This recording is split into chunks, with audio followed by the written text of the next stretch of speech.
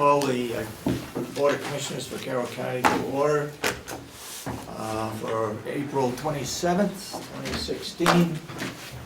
Pledge allegiance to the flag. I pledge allegiance to the flag of the United States of America and to the republic for which it stands, one nation, under God, indivisible, with liberty and justice for all. We're short one commissioner this morning. He is out of the state. Okay, approval of the minutes for April 21st.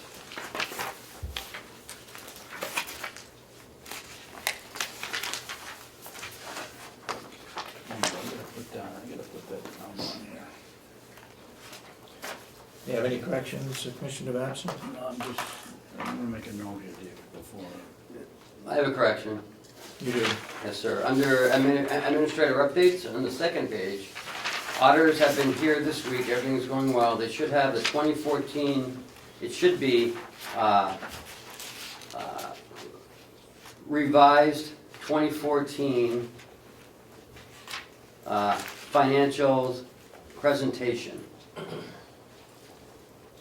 It should have the revised 24 financials.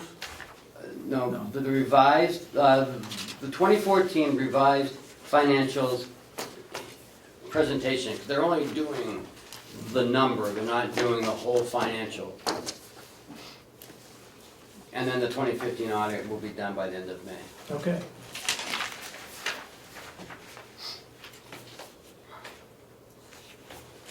I'll make a motion, we accept the minutes of April 21st with the potential corrections. Second. Any further discussion? All those in support of the motion say aye. Aye. Aye.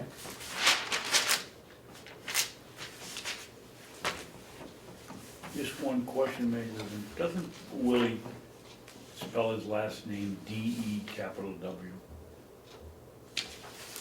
I think so, I'm not sure though. Maybe from now on, we can start changing it to, I think that's the way he does it. Well, can we ask him before we, Oh, we could tell Before him we to change his do name. it. or- that'd be easier if we tell him to change his name.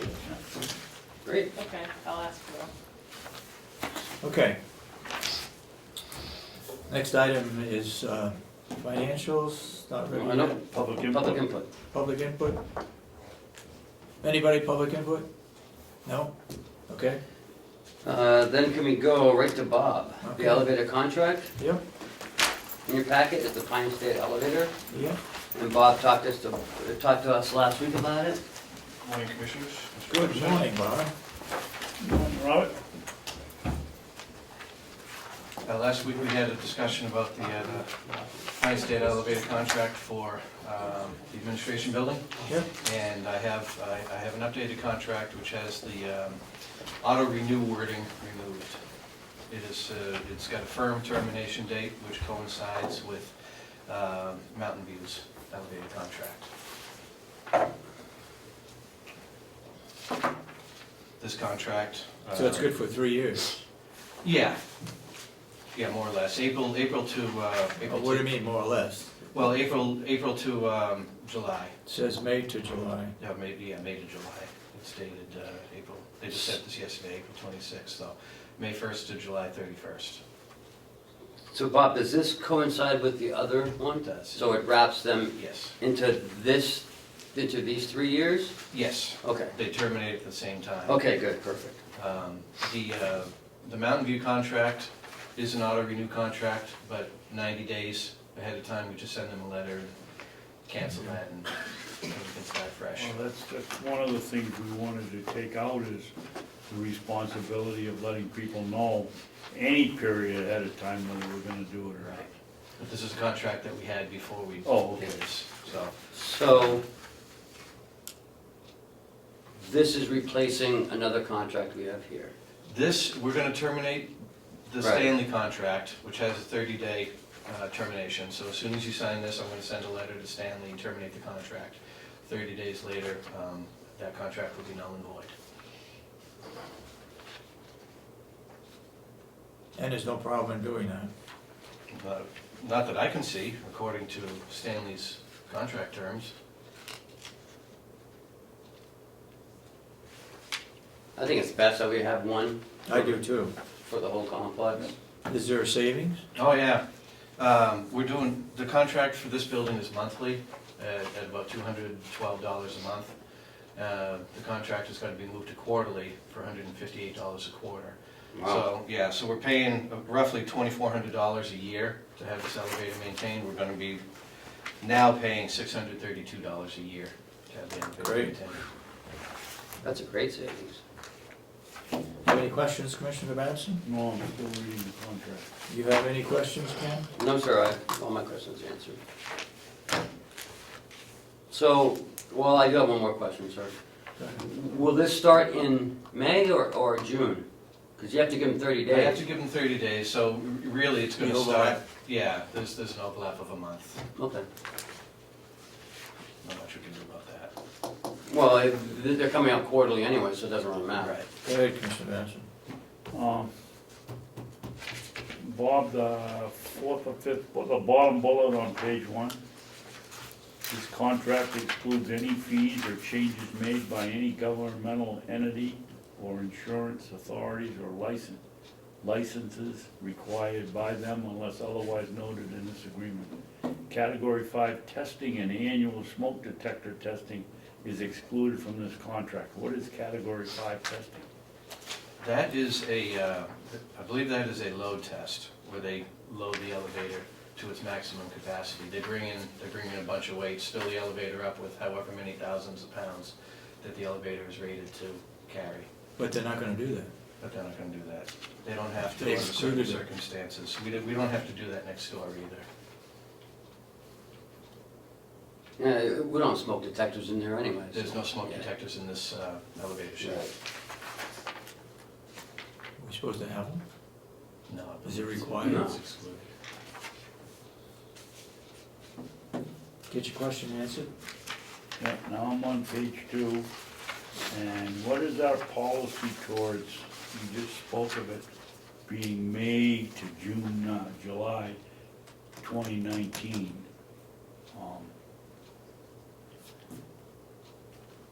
Assessor, you're just 2 years.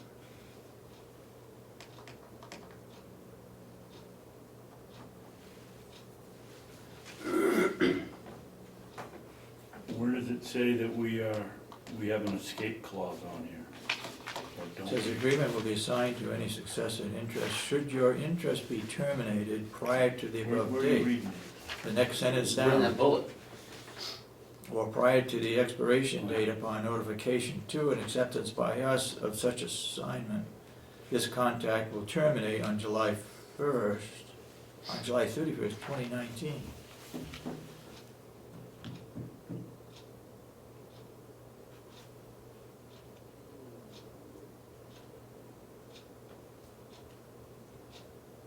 Okay. I don't know if I like that. Expiration date upon notification to and accepted by us. I mean, we notify them and it's not accepted by Yeah, us. no, I it don't doesn't want terminate? that, they can say, no, we don't wanna do Hey? that. As I read it, I don't think that's the intent. I No, don't care the- what the intent is, I wanna make sure that we're not stuck here. And Well, it certainly reads to me like accepted by us means they have to approve it. I believe that the intent is that if we sell this building, we're not liable to hold the contract, and we can terminate it at that point. But if we remain in this building, which I assume we will, that we are signing up till July 31st, 2019. Mr. Chairman, I make a motion that we give this contract to the county attorney to give to one of his workers to take a look at it and see if we're reading it properly. He doesn't have time. Okay, then we send He's it up down to one Johnny person. Frizz. What's that? Then we send it up to Johnny Frizz, I'm not happy with it. The only question I have would be acceptance by us. If that's crossed out, we sign it, and if they agree to it, we don't have a problem. We just cross that out and initial it. I mean, we are signing into a contract, we are committing to this date. Yeah, for this price. So what they're saying is if we write to them prior to the end of July, Right. that they will let us get out of it, No, or they- not. They don't say they'll Or- let us get out of it, they say, They have and to- accepted by right, us. So they they have may to- say, no, we're not accepting it. Right, because we've signed a 3-year, like a 3-year agreement. That's just like if they wanted to tell us, we don't wanna do your elevators anymore, go find someone else. We could say, no, we're not gonna accept that. No, I think they're making a commitment to us as much as we're making a commitment That's the to point I'm them. trying to make. All this is if we wanna get out of it prior to the 3-year agreement. So we're locked in for 3 years, you are. and that's fine. Yeah, and Because- we're locked in at a total of a 15% increase. What? Right, where's that? Possible 15% Where increase does on it the say that? compensation. 5%. 3 years is 15%, isn't it? Any contract that you sign into has the potential Every to go up a certain percent. 5% each year for the 3 years. Yeah, 5% is reasonable, I think. Yeah, like our insurance, 10%, 12%. And it's still cheaper than what we had, that we have now. We can get a shorter term contract, but the shorter term contract will be more money. What did you ask for, Bob? I asked for it to coincide with Mountain View's elevator contract, so we could do all of our elevator dealings at the same time. Okay. moving forward. And that's where all the savings are. It's only come here once a quarter as opposed to Once a month. one month here and then over there, a different And month. Is Mountain View a 3-year contract also? That was a 5-year. So what is it now? It's 2 years into it, so 3 years, it'll end the same time as this one. Okay. Our present contract calls for them to inspect our elevator every month Mhm. at $200 and some dollars. Mhm. They've got $158 $158, per visit. per quarter. right, per visit. Per and it's visit, but per there's 4 quarter. visits per year. Where does it say 4 quarters? It says on the front, periodic elevator, 4 visits per year. Right in the middle of the page. Okay. So if we need them more than that, it's another $158. If we need them more than that, it's extra. Yeah, this is your basic inspection and But we don't, most, check the nuts and bolts Yeah. and whatnot. If any parts are needed, that's extra. I think this is a good deal.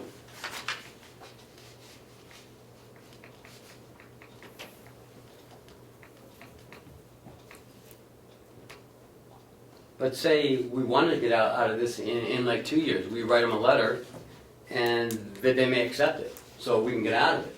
They may accept it. Right, but they may not. They may not. But we're locked in for 3 years. We're locked in for 5 years at Mountain View, and no one had a problem with that one. Yeah, except that we did that 2 years ago before we started changing our policies of no Automatic renewal. automatic renewal.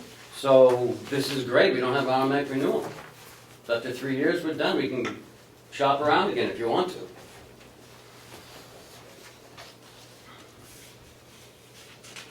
I don't know, according to the paper, the two of us are big spenders. I don't know if we should do this or not. That's true, that's true. We can only Yeah. spend the amount of money that the delegation approves, so we're not big spenders. Well, Right. we're saving $1,800. You're actually saving a year. $1,800 I know. to taxpayers, I so know. I think you're doing a very good job. Do you have any other questions regarding the contract, Mr. Babson? I'm going down through it.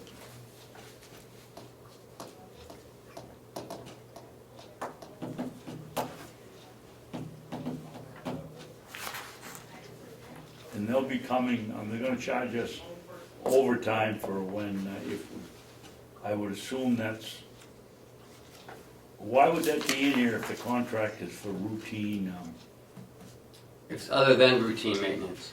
Right. And you get normal business hours. Right.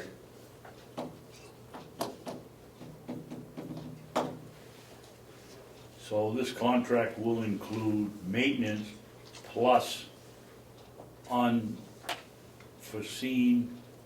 problems with the elevator if it's needed. No unforeseen problems. It includes maintenance, coming in, giving the elevator a once-over, making sure that all the nuts and bolts are tight. Greasing what they gotta grease up, make sure that the piston goes up and down, there's no leaks in the seals. If it needs repair, that's A extra. different story. Right. If overtime work is requested by the owner, the company's usual overtime rate shall be paid in addition to compensation set forth herein.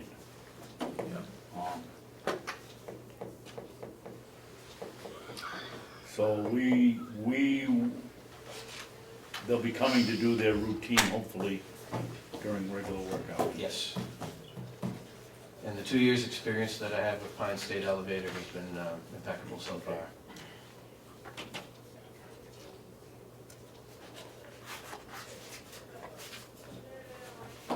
I'll make a motion that we sign the contract with Pine State Elevator Company.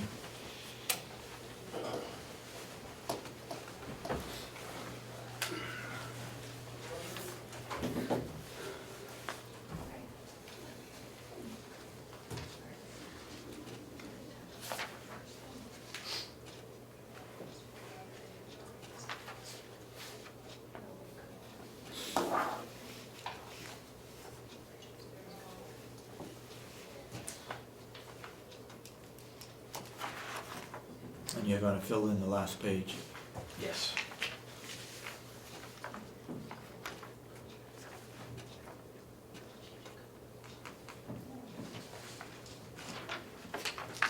Okay.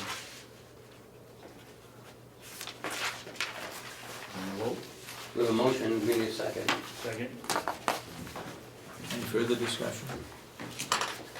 I'm not happy, but I'm gonna vote for it. All those in support of the motion say aye. Aye. Aye. And so approved. You're not happy to save $1,800? So they say, You're a hero. you're gonna take credit for it anyway, so. Probably will. So, while you're up here, how things going, okay? Fine. Yeah? Yeah, we're doing all right. We're getting the RFPs together. Cheryl's got them advertised now. Moving along. I'm going to be meeting with Tom and Lisa in the next week or so to go over their projects. Oh, good. Good. How was your first class? Great. For emerging leaders? Good. Very good. Very good. It's going to be intense. It is. But, I'm looking forward to it. Good. How many weeks was that? It's 6 months. 6 months? Yeah, And it ends in October. 1 day a week? Once a month. Once a month? Yeah. Can you give her a copy? When he emerges, he comes back as a butterfly. When he emerges? Is that right? He's in a cocoon now? I'll be emerging from Emerging something. leader. Okay. I'll be emerging from something. Good. Anything else, Bob? Oh, thank you for the good job that you do. Thanks. Who's- Appreciate that. We got rid of the old, Oh, yeah, the old Dumpster. dumpster's gone. Yeah, they came and gave us a check and took the old dumpster away. Good. What did we get for it? $1,000. $1,000? good. Okay. Were you here when he took it? I was here, I didn't see him take it. He just, Coming in with a roller truck to get it? No, Two he trucks. came with 2 trucks. I saw one of the trucks. yeah, one a cherry picker to take the power unit away and then the roller truck to haul the dumpster away. You're not responsible for the propane, right? No. The farm is? That's Will's, You're still responsible for the pellets. yes. And how are we doing there? We're not buying any pellets? I filled up the silo a couple of weeks ago, shut the boilers down, Yeah. so I've got a full, Does that collect moisture, the pellets? just moisture from the air is all it's gonna pick up. It won't have any effect on the pellets. Okay. They just can't absorb water. Okay. Moisture in the air is nothing. Because there's already moisture in the pellets anyways, a certain amount of moisture. And, They'll be fine. and Will is responsible still for the generators? Yes, But they're working on it together, yeah. which is good, Okay. so. All right, Thanks, Bob. thank you. Okay, thank you. Have a good day. We'll talk to Chuck next. Morning. Why, Morning, Chuck. Finance Director. What are you gonna tell us this morning? All good news? Keep it positive, whatever it is, okay? Very good news. Last week, we spent a lot of time being intimate with the new auditors. They got a lot done. Encouraging news is that they will restructure things and recover from the previous auditor. So we expect to see much better numbers coming out of not only 2015, but 2014 as well, so that they can predicate their audit on that. How, what bothers me is how come you change auditors and they can come up with more money left over, I guess? Is that what you're saying? What they're Are we doing talking is- about dollars? We're talking about two different things. We're Okay. talking about dollars and we're talking about the structure of our financial statements. And they've gone back to 2014 to restructure it to match up with what you decided to do for 2016, which was eliminate the enterprise fund Right. and include it in the general fund. And that will restructure the numbers so that it is no longer in deficit. Now, I'm not ready to say what that number is going to be yet, because they're still working on it. But it will move us from a negative position to a positive position. And in a month or a month and a half, we'll have those numbers, which will not only improve our position, but it will, more importantly, improve our position with the bank and allow us to move forward and borrow money at a lower rate. At a lower rate. Maybe not initially, but over time, it will help us to lower our rate. And how are we running with what we were able to borrow for TAN's money? We're doing very well with that so far. We're in communication with the bank, and they've asked for our current financial statements, our current balances, which we provided to them, and they will also be looking very importantly at the 2015 figures, which we'll have in about a month or a month and a half. Okay. Questions, Commissioner Babson? No. It's good news. Anything else you want to tell us? We're very close to developing first quarter figures. Things look very positive in that vein. We're right on target in terms of spending. We're still doing some catch-up with some adjustments because of the way we changed the budget, but we'll have those cleaned up in a short period of time. How about revenue? Revenue's looking good. We haven't got everything posted yet, but we will shortly, and that seems to be on track.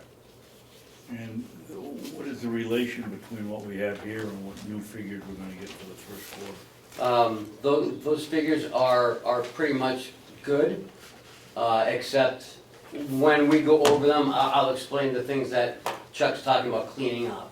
There's, I think, 3 items that we have to clean up, or 3 or 4 items. So we wanna make people aware that this is not cut in stone, but Yeah, it's just about, because some of the, we reformatted our 2016 budget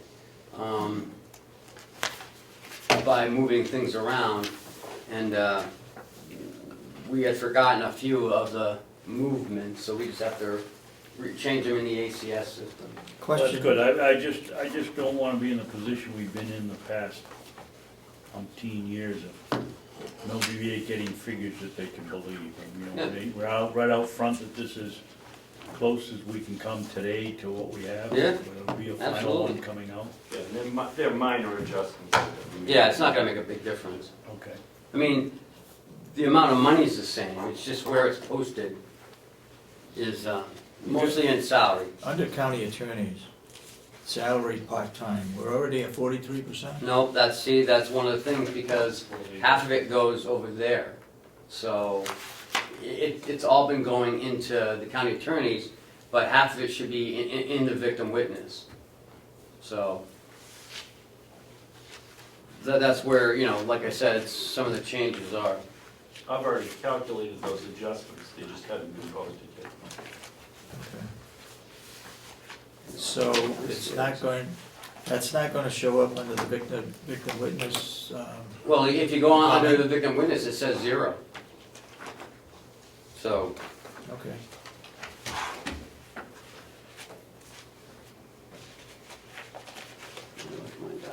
Oh, where does it say 0? you go over to the grant, Yeah. Page, What about page 4? that's half of the victim witness. Remember, we have a grant too, Oh, that okay, we moved into like the 200 fund. okay. So that's on page, should be up around 20 or 21, somewhere in there. 14. page 14. 14, okay. Victim witness grant.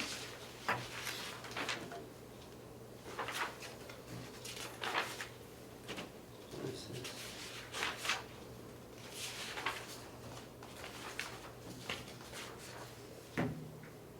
So the salary for the advocate was 0? Well, like I said, half of it got to be moved over. Okay. Yeah, but that's for the advocate he's talking about, not the director. Yeah, I'm talking about the The advocate. director is with a half salary. No, No, no, the advocate is a half salary. this is half and this is half. Both of them are They're half. both half. Right. Yeah. Okay. Are there any other areas that were?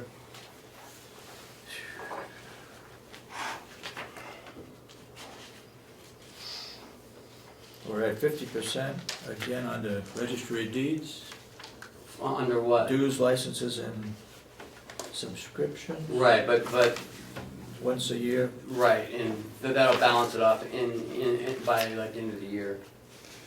And under dispatch center, radio communication expenses, we're at 70%, That's a one-time one thing. time also.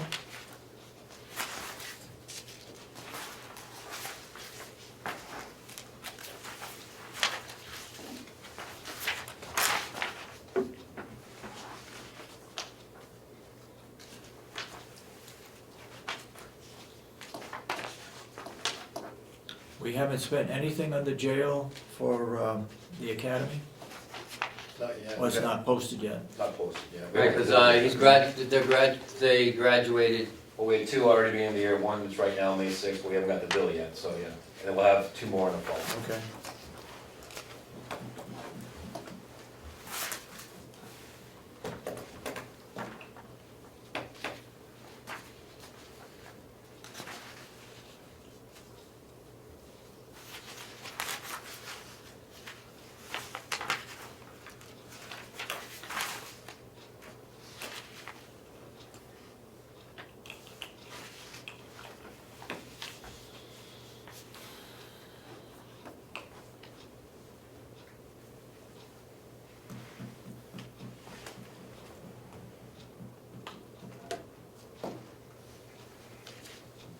Under the Mountain View Annex, services purchased, what types of services would we be purchasing? What number is that? Page 13, Yeah. My copy only, I 069. kept half of it. What, 069? yeah, 51, it's Beginning $1,100. of- What? what's the beginning number? 4160 or 5180? All I've got is 69, 069. No, what's the top of the? 100. 500. 100. What is it, 9500? 9,500. Oh, I see, yeah, 9,500, you're right. What type of services would we be purchasing for the annex? I'll tell you 1 second. Electrical, Insurance. plumbing? 06, 69. well, we haven't purchased anything yet. No, I know I haven't, but what type, what would we be purchasing? I'm Why not did sure. we- What's that line item for? Bob's gone. I'll have to check with Bob. And we took the care grounds out of that, Yes, but, put it all under one category? but we got it under, some other, under maintenance. yes. Yes. Okay.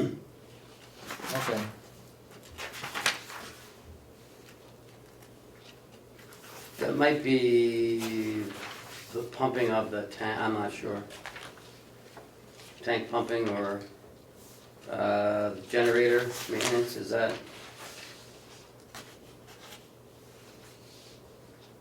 I'll check with Bob and I'll get back to you guys on that one.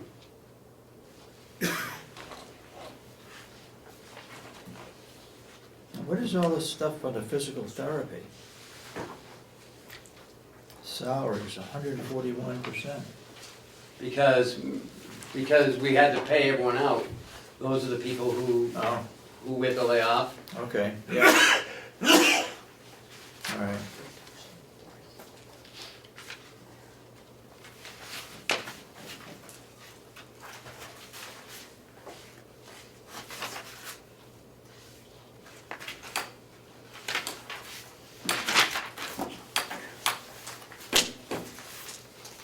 Any questions, Commissioner Babson? Then can we move on to the sick time? Yep. Chuck? I sent out a memo the other day that outlines how we will approach sick time buyouts come the end of 2016. Major changes in the nursing home union.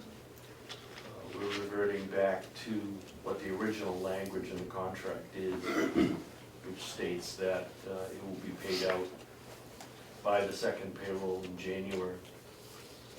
And I added into that it will be based on a December 31st accounting of available sick time. Mm-hmm. The past practice had it coming out before Christmas in the first payroll in December. And logically and logistically, that just doesn't work. Okay. So we're reverting to what the contracting language says. And in addition, there was some past practice about non-union employees getting buyouts, and there's no documentation to support that at any rate. So I'm discontinuing that. So, if somebody's in the union, they get a buyout. But if somebody's not in the union, they don't get a buyout. Right. That's right. Is that fair? No. No. But we don't budget for it either. So we do one or two things. One, we budget for it. Or we don't budget for it. If we budget for it, we can pay it out. If we don't budget for it, then, I don't want to run the risk of, going over any appropriations. Well, I don't see how we can do it this year, but certainly in the budget next year, we ought to add I in think we need to be fair about it. No, I think so too. non-union and pay everybody the same way. So maybe what we need to do, and Winnett's here, thank you, is to talk about some sort of sick time buyback. What I'm used to is having 8 hours per month, so that's 12 days a year of sick time. You retain 48 hours on the books, and anything over 48, you can the county buys back in either June or in the first week of December. So there's no 3,000 hours of sick time. But where I came from, they had short-term disability, which is 12 weeks of help. Oh, If someone gets injured here or is sick, there's no short-term disability to help that employee. But there's no limit set on the amount of sick time you can get paid back? Where? Here or at Stratford? What you're just talking about? Anything over 12 days per year? You can't have over 12 days. That's You 12 can't days have- is the most you can have. All right, okay. But you have to keep 48 hours on the book, so you can sell back 40 hours in June and 40 hours in December if you have that initial 48 hours. So you have to have been there at least a year in order to participate in this Okay, program. okay. That would be a, fair way to do it, but some people have 600 hours of sick time.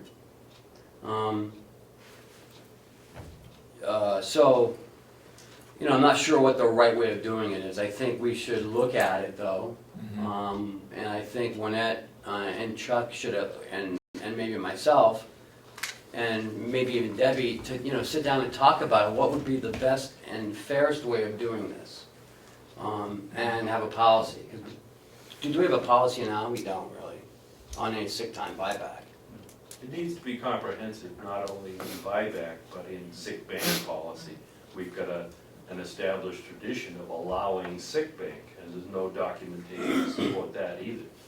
So that needs to be approached both on a contractual basis with each of the unions to establish that and put it into their contracts, and for non-union employees as well.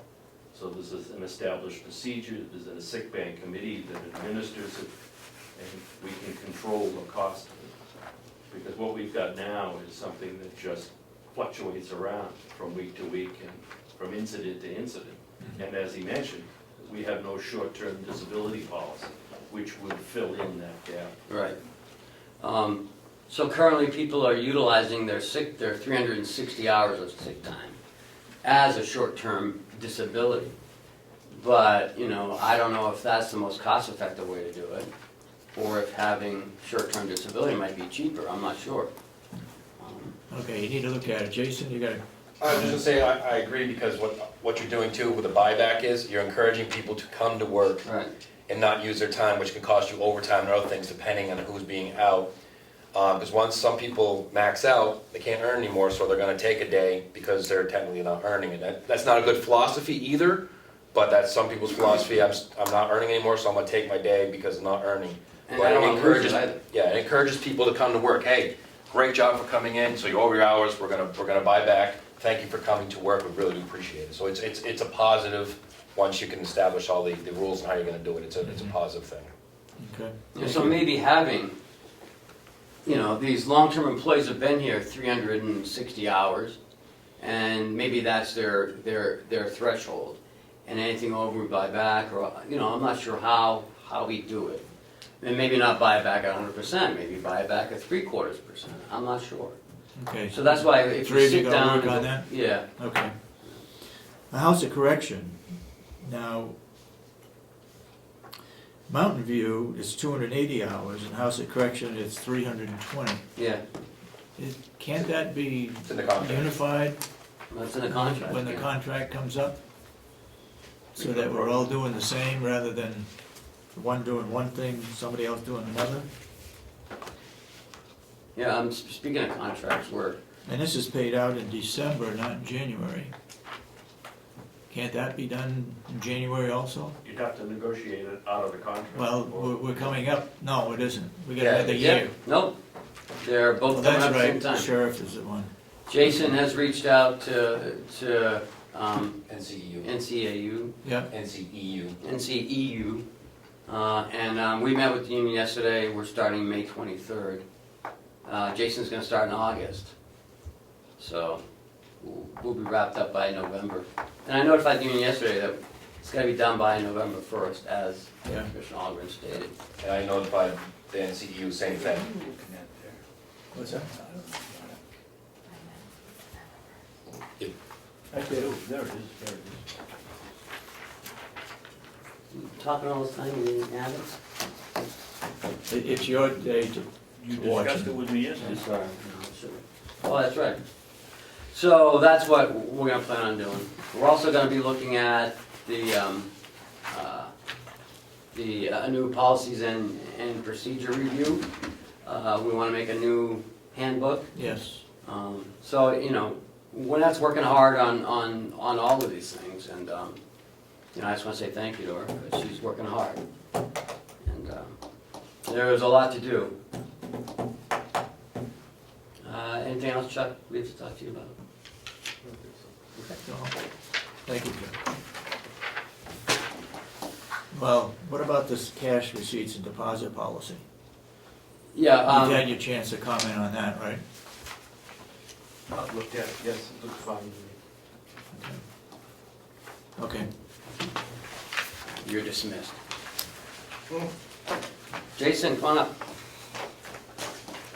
In your packet is the, Jason's RFP. Come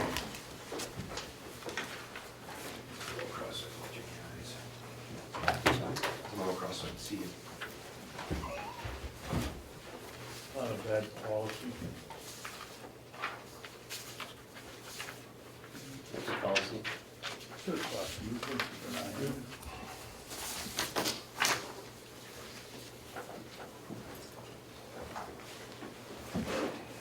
So Jason, do you want to talk about why you want to do this? This is the, what we put in the budget for to upgrade and fix the security system over at the jail. At the RP, it talks about the scope of work, which is, talks about upgrading the window, our computers run on an older system. Plus with the audio system, which is the intercoms inside the cells to talk to the inmates, so it's, Excuse me, Jason, I think David's got the same problem I do, we don't have a copy of it. Yeah, I think I do. There you go. Yeah, I do. Keep going, I can see it right there, it's the last page. Oh, there it is, okay, thank you. So it explains a little bit how this process was started at the jail, so any company can look at it and see what we have.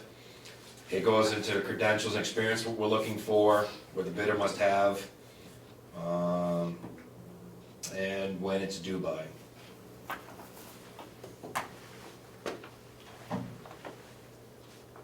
Usually these type processes are a little lengthy, probably because they have to rebuild the system a little bit, and then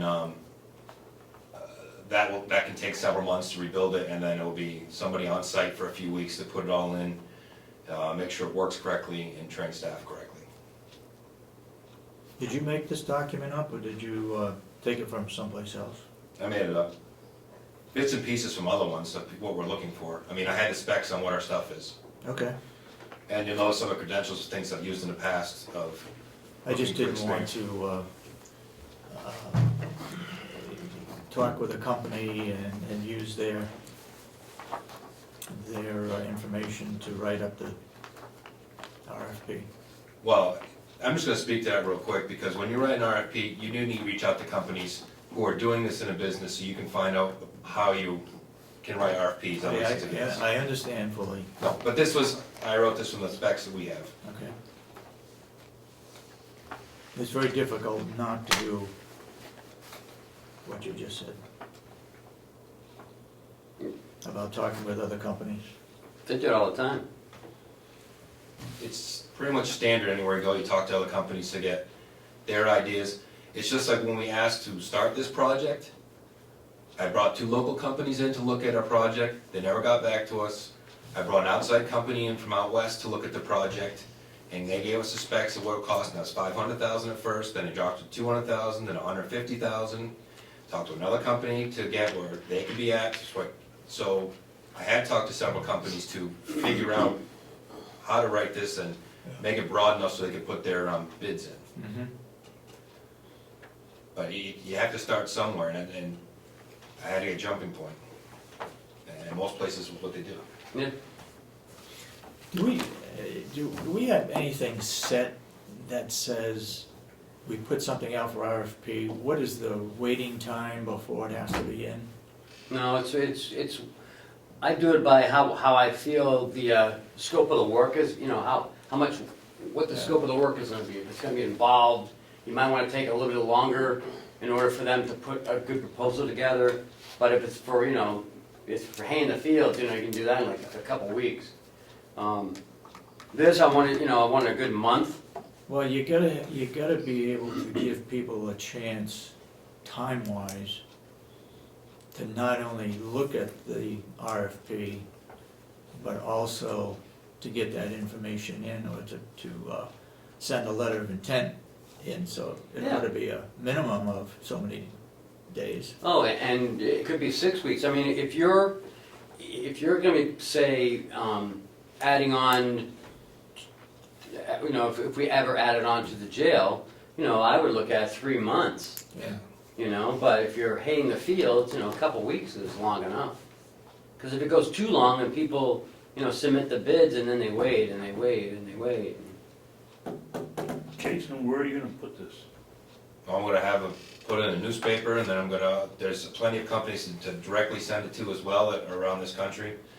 So that's easy to find those. We already had Sayre Detentions, we wanted them, Comtech, which has been doing our maintenance on it, they're another one. And there's a dozen different companies that. Who's the present one now? We don't, one thing we have right now is a maintenance contract with Comtech that kind of been limping along. And where are they out of? The Midwest. Out west? There's a magazine called Construction Summary, and all the contractors use that. Mhm. I used to use that when I put out an RFP. So this is something I would send to Construction Summary, and they put it on their website in their Yeah. magazine for free, and then they call back and find out who was awarded to and how much it was. It sure would be nice to have somebody more local. Yeah, yeah.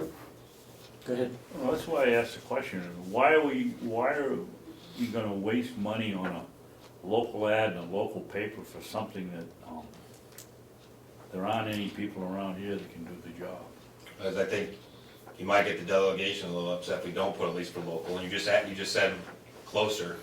The two companies we brought in can do it, but that doesn't, I don't know what else is around the area. So at least putting it out there to locally I would do, give somebody. like, I would do Foster's, because we do Foster's, it goes into the Portsmouth Herald, the Hampton Union, it hits the seacoast. And so you get Portsmouth, Newington, you get all the high-tech companies down there.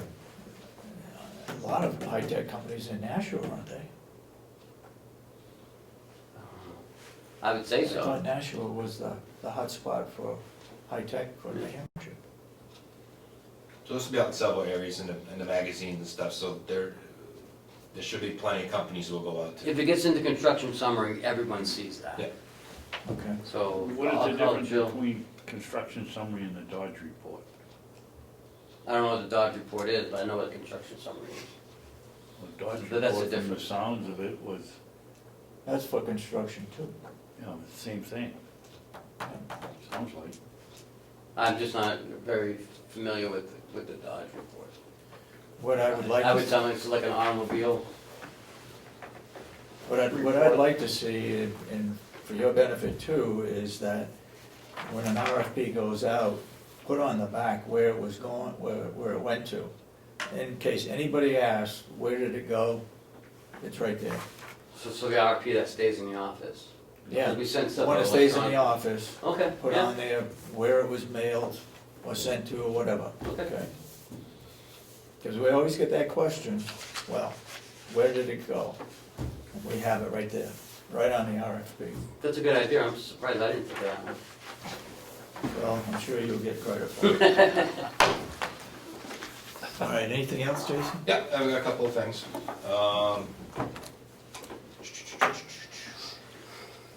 Tomorrow, I'm up at the Mountain View Grand for our Heroin Summit. It is a follow-up to the one we had last year.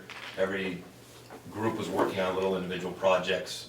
Our group of the superintendent from Grafton and COAS was putting together a pamphlet for around this area of resources.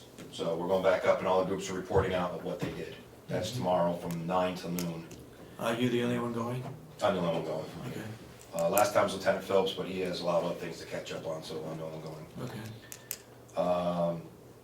June 1st, I'll remind you that at the commissioners meeting, Kevin Warwick will be here around 10 a.m. to give a presentation of where we're at on the, a skeleton model of the programs, of what it looks like and kind of where we're going. That same day in the afternoon, we will have, we'll call them our critical friends from the community, coming in to meet as a group, all outside providers, to talk about how they can be involved and help us out with the programs and what their roles are. The next day, which would be June 2nd, I'll have a district court judge, county attorney, hopefully probation, public defender, Local PD Chief Wyman from Sandwich is very interested in helping out with the programs. The chiefs of police are very excited about all this, but we'll meet with that group to get buy-in on the 2nd, and they'll also, these groups will get specific PowerPoints to them and how they fit into these roles for the programs. June 3rd, just so you know, is the New Hampshire Military Access Summit. That is down at the Garponi Conference Center in Concord. I went last year, it's awesome. It's all to do with veterans and helping them out. They do in the afternoon, they actually bring a judge in who does the veteran court, and they do a mock court of how it works for veterans. And I do have some staff members going down to that, because I can't be at that one. So that's a great one. Remind you also that the Department of Corrections Officer and Staff Appreciation will be on May 26th. From 6 p.m. 6 p.m. 8 p.m. over at the nursing home. And just to remind again, in May, Primex Conference, and then May 21st or 26th, I will be at the American Jail Association Conference in Austin, Texas. May 21st through the 26th? Yeah, I fly back the morning of 26th, Okay. bright and early, get into Boston, get home, and then get back here for the banquet. Very long day. May 2nd, JP Pest will be over at the jail to look at giving us a quote on putting netting over the 2 rec yards where we have a lot of issues with birds getting in there and including their droppings, which we need out of there. So we will get a quote. Nice. And What's the dimensions of those? inside the rec yards, Yeah, I don't know, off the top of my head, I don't know what the ones are. They're good size, but I don't know. I can get you the dimensions. because I got netting for birds for my blueberries, and it's 18 feet long, 18 feet wide, and Well, it's 5,000 feet long. I got enough to do the whole thing, but It's also getting in there because that razor wire comes over the top. Yeah. So they're gonna have to get in there and take a look of how they're gonna do this, so it doesn't touch the razor wire and shred it all up. Yeah. So it's gonna be a little bit of a process of how they're gonna, where they're anchor point it and stuff. maybe it'll be metal. They may have to put metal brackets and push it out to, so I'm not sure they're coming to look at that to give us a, And birds can fly through the razor wire, right? until they get caught up and then you don't wanna, it's already happened many times, they get caught up in there. But The screams are horrifying, I hear. Yes. I bet the screen will go down below the razor wire. Yeah, most likely. The only way to really do this long-term, if you want to get rid of that razor wire, is to put a roof on it. And I'll eventually get a quote, that's more money, maybe long-term. Yeah, I'd love to get rid of the razor wire in those 2 places, because yes, unfortunately, when the birds get caught up in there, it is a horrible sound, and I'd rather not have, they get caught up in the razor wire. yes, and we have to go take them out of there very carefully, and Really? Huh. unfortunate, but I notice you have a very elaborate list of contributors to your 26th dinner meeting. Is that when that takes place? yes. That was amazing. I can't believe how many, he had over 50 I know.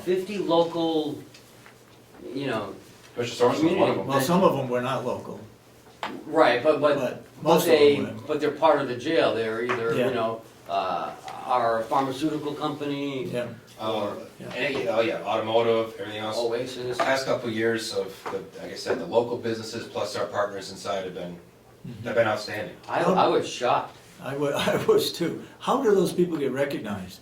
For contributing? Recognized, first of all, a letter went to them, first of all, with the tax-free identification number so they could write it off. They gave it to the newspaper who donated to us. And I also put it on our website, both years, of anybody that gave us anything, so it went on the website for anybody to read. This year, what we did was, we sent them all a thank you letter for their support past couple of years. We do not want anything from you, we would like you just to come in and say hello and meet the people that work at the jail. If they send something, that's great, but we've done past 2 years, I don't wanna tap in anybody, I really want to do the opposite this year. And maybe next year we'll go back. Other counties actually put in their budgets to do these things, and spend the money and not hit the local businesses as much. That's where I'd like to get to, because the delegation has shown up and said this is wonderful, but we're getting all these donated prizes, so it'd be nice to have a little bit of a budget to do this in the future. So Yeah. staff really appreciates it. We're gonna be doing some breakfast for the staff, where the administration will come in and cook for them a couple of mornings. We did it last year, that was very successful. So we're doing what we can to honor the staff. Regarding awards, I hope the awards are useful type things versus a trophy or something you hang on a wall. Well, we do. I don't know what I mean by that. I I don't think know it if Something depends, right? more Well, 'cause we do. useful. Well, first of all, there's Rookie of the Year, Officer of the Year, Employee of the Year, Yeah. Supervisor of the Year. They get a plaque. Yeah, where do To hang on the they wall. hang their plaques? They can hang in their office if they like, in jail Or or at home. home. But we also, there's a perpetual plaque in the lobby for Okay, the worst first walk into jail, and they get their name right on there. So when you walk into the jail right away, you will see their Okay. name, that's how they were honored for I that. mean, I got plaques, and they're upstairs in my garage in the attic. Well, that was what we They're did. not useful to me, No, that was what the prizes were kind of for, is to give more things to staff. Everybody wants something. But this year, I'd be a little opposite. We have some things in the works that be little surprises for them. Okay. Good. That's Um, all we have. A couple questions for you. I was reviewing the Learning Center Subcommittee meeting on Saturday, and in the minutes, there was discussion of the possibility of mentorship programs for he has prisoners, but they're inmates. Representative Comeau suggested that people could be offered the option to pay for classes for a prisoner in addition to themselves. I mean, can you see that happening? Where is that in the minutes? On the bottom, it's just a little paragraph. No, I do not, I don't know, because anybody that they would contact with, they first have to do a background check and screening. I'm not sure where these classes would happen. I don't know who would take the money for sponsoring this. There's a big, no, I don't see something like that happen. Of mentorship programs for prisoners. And again, some of the stuff they're talking about, this is why we brought the consultant in to do in-house programs. And the biggest programs that are gonna help the inmates are gonna be the cognitive-based rehabilitative programs, like Thinking for a Change, Living in Balance, and a few other ones. Those are the ones that are really gonna help them change their mind, because they have to learn a different way of thinking. And that's what's going to really change them, and that is where the research shows that is most effective of those type of programs to get these people successful in the community and not come back.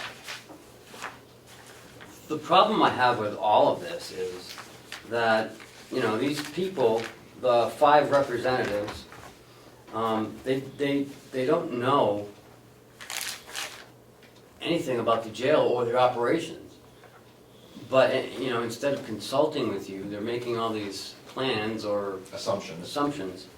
You know, I just Well, can't. I have no problems with them doing that, but it doesn't mean that we have to follow it. Oh, absolutely not. I mean, But it's good ideas that may come forward. We'll take anybody that wants to do programs, you know, we have volunteers that come in and we'll vet them and make sure that background stuff, and that generates some people out of there, that's great. But the focus right now is building this whole program model right now. yeah. Which is, when that's established, there's set, and you will see at your June 1st meeting, there are gonna be set times for these programs and how it all works in. It's 5 days a week, and there's gonna be different models going on. The inmates will be very, very engaged in programs once this is going on. It will be a different shift of what the jail has done. We have limited programs, this will shift us towards a lot of programs and getting staff involved, because there's smaller block programs that we wanna do. Simple as check writing and balancing your checkbook, resume writing. And staff people. Staff people could would be able, learn to do yes, they would be able to fill those spots where I have to get somebody outside. that. And staff, I can tell you now, is very excited that they might be able to teach these snippets, Yeah. which is good. We just sent 2 people a week ago, Sergeant Batchelder and Officer Loud, to Thinking for a Change. It was a 3-day in-service, so they got to learn more about that program. Gene Lucier, Corporal Lucier went earlier and they'll be able to help teach parts of the Thinking for a Change, Yeah. or at the very least be a resource for them. Yeah. Sergeant Perry just did down at the White Horse Farm for 5 weeks, 5 Mondays in a row. It's peer counseling, and he learned a lot of skill. I know it's faith-based, but the skills they learned down there were not for faith-based. It was how to deal with counseling and people that have substances and those kinds of things. So we are moving towards that. We have more mental health training coming up. July 1st is when, next month, I'll start putting out to looking for the mental health person, LADAC, for July 1st. So things are moving along between the security system, cameras, programs, the shift in dynamics, working on policies. There's a lot of moving pieces going on at the jail right now. Let me throw out another thing, and Ken probably will take credit for it, but why don't we try to use some of our people on campus here? For example, Registry of Deeds. Couldn't they put on a program for inmates, as staff too, as to what goes on in the Registry of Deeds, how they handle different things down there? No, probably not Maybe- gonna take credit for that Maybe, one. maybe there's some other departments that could Sure. also participate in educational programs for the inmates. Yeah, we can put it out when we're inviting all our friends on the first, to put it out to the department heads and see if there's anybody that have interest in sitting on and learning how these programs are gonna go and where they think they might be able to help out. Again, we want this as a community. This is community. I'm taking everybody that can be helpful where we can pull them in. Community, in-house, whatever we can do to work our way towards programs and helping towards rehabilitation. Yep. The main goal is re-entry. Getting them back in the community, a lot better than we found them. And then having a case manager to track them, to make sure they're following up to their appointments and doing what they need to do to not come back. Could we have another example of the Learning Center, was the Master Gardeners. Coming in and I'm thinking, could they, is there an area, fenced-in area in the rec yard that has grass, or is it all cement? No, there's no place that has grass. I mean, the only thing is the large rec yard, no, that's hard. You wanna grow grass or No, I'm thinking, marijuana or? I'm thinking of, you know, I'm thinking of like a garden.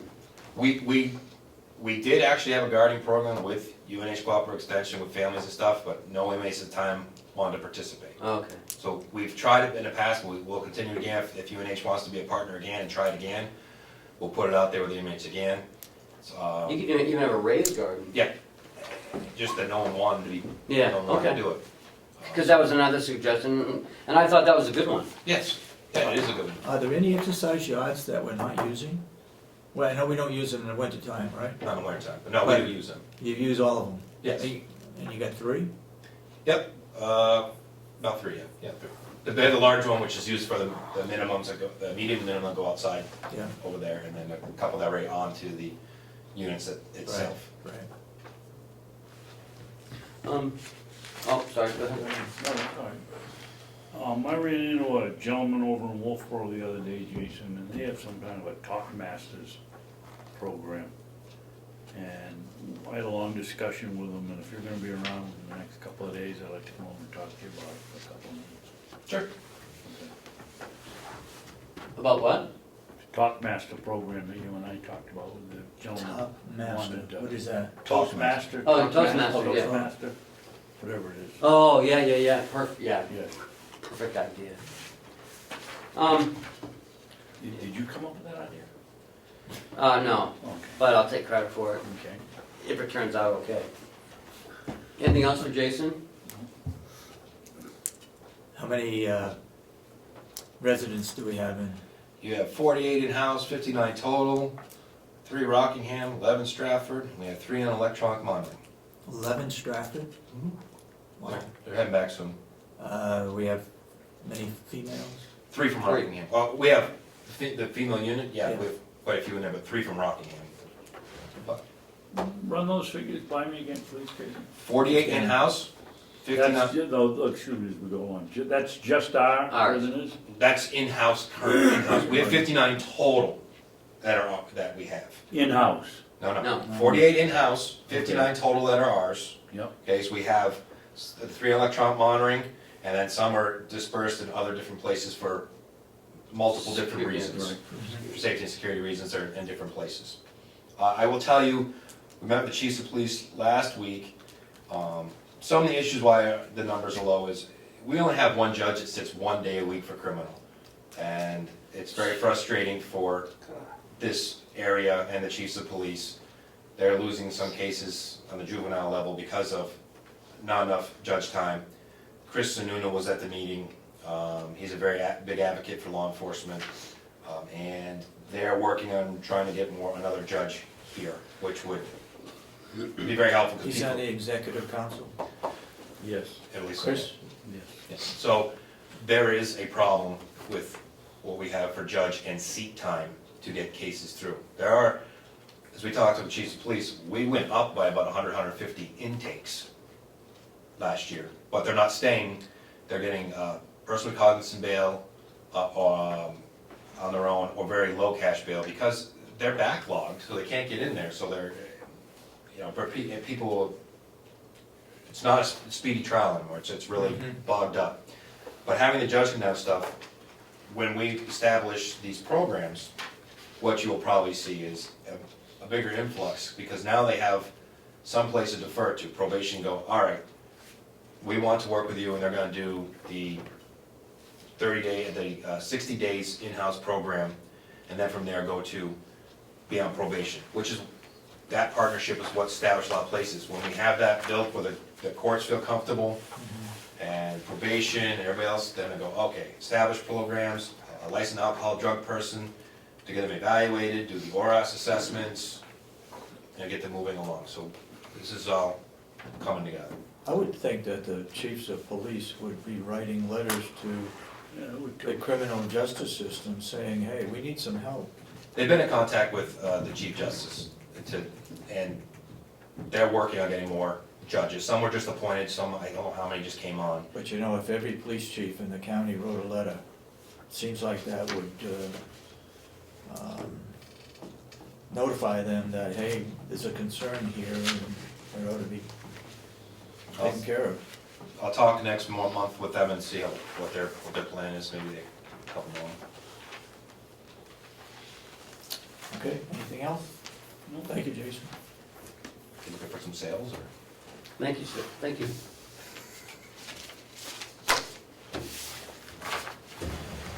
Are we around today? Yep. Yep, Mayor Ossipee. Next, sir, I'd like to go to the accounts payable policy, Yep. and the cash receipt, and the deposit policy. In your packets, you have 2 more policies that we're moving forward with.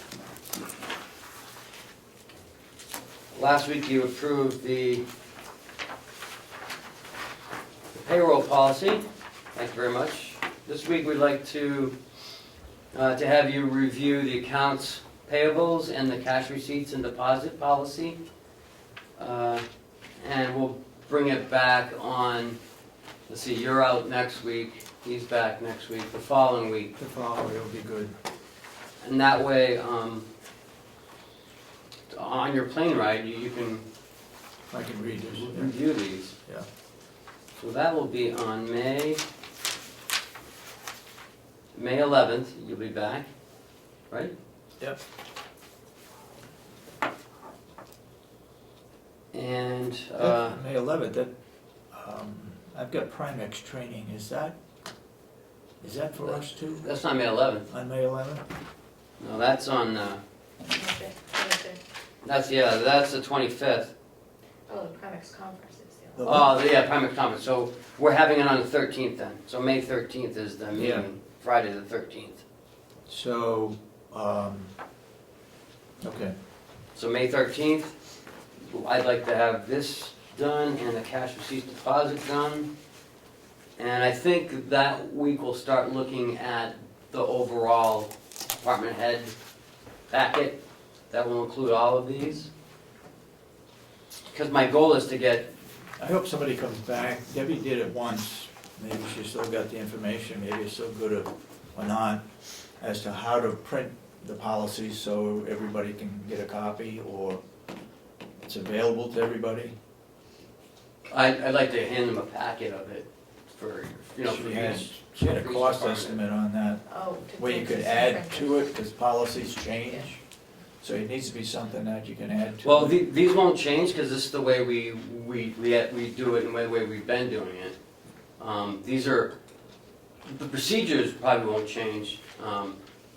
We're just finally writing them down. Okay. But some things may Are change. you gonna have, is it a case where you might have two manuals, one internal for these kinds of things? I mean. And then And another, then one for everything else? or if like the, Travel or yeah. sick leave or, but this pertains. This just strictly for pertains to in-house. financial, in-house, Yeah. right. Okay. You know, because that was a big thing in the 2014 performance Yep. audit. I would like to see on the 13th, a review of the performance audit Okay? as to where we stand in HR as well as Yep. commissioners. I So can you tell you, you got until then to do a lot of work, or you've got it already? she has been doing it, yep. I have the responses later. Yep. Gwinnett and I sat down a couple weeks ago and went over it, All right, and, you know, she's been doing a good job, so. okay. Well, I think if we could have a review of that, Yeah. that'd be great. Do we have a delegation meeting set up yet for me? No. No, okay. I'll be talking to her on Friday though, so I'll get some idea of when she's thinking of doing it. I'm guessing the second week, but maybe not, I don't know. Why does May 9th stick in my squash? I hope it's not May 9th, I won't be back. I hope it's not May 9th either. I have 16th, 23rd, 30th, any other day other than the first two Mondays. Okay. It would help, not to say that they have to wait for me, but I won't be here. Okay, Next thing I'd like to talk about is the Learning Center Subcommittee meeting on Saturday. okay. I watched it, I listened to it first yesterday, and then I watched it this morning. Some of my thoughts, and I'm a little,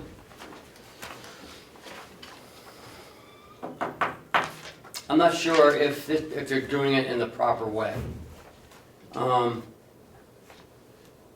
You know, these same people are the ones who wanted to reduce, you know, eliminate $180,000 from the farm budget, or from the DPW budget, that would affect the farm. They didn't want to, they did. Yeah, and now these are the same people who formed a subcommittee to establish a learning center.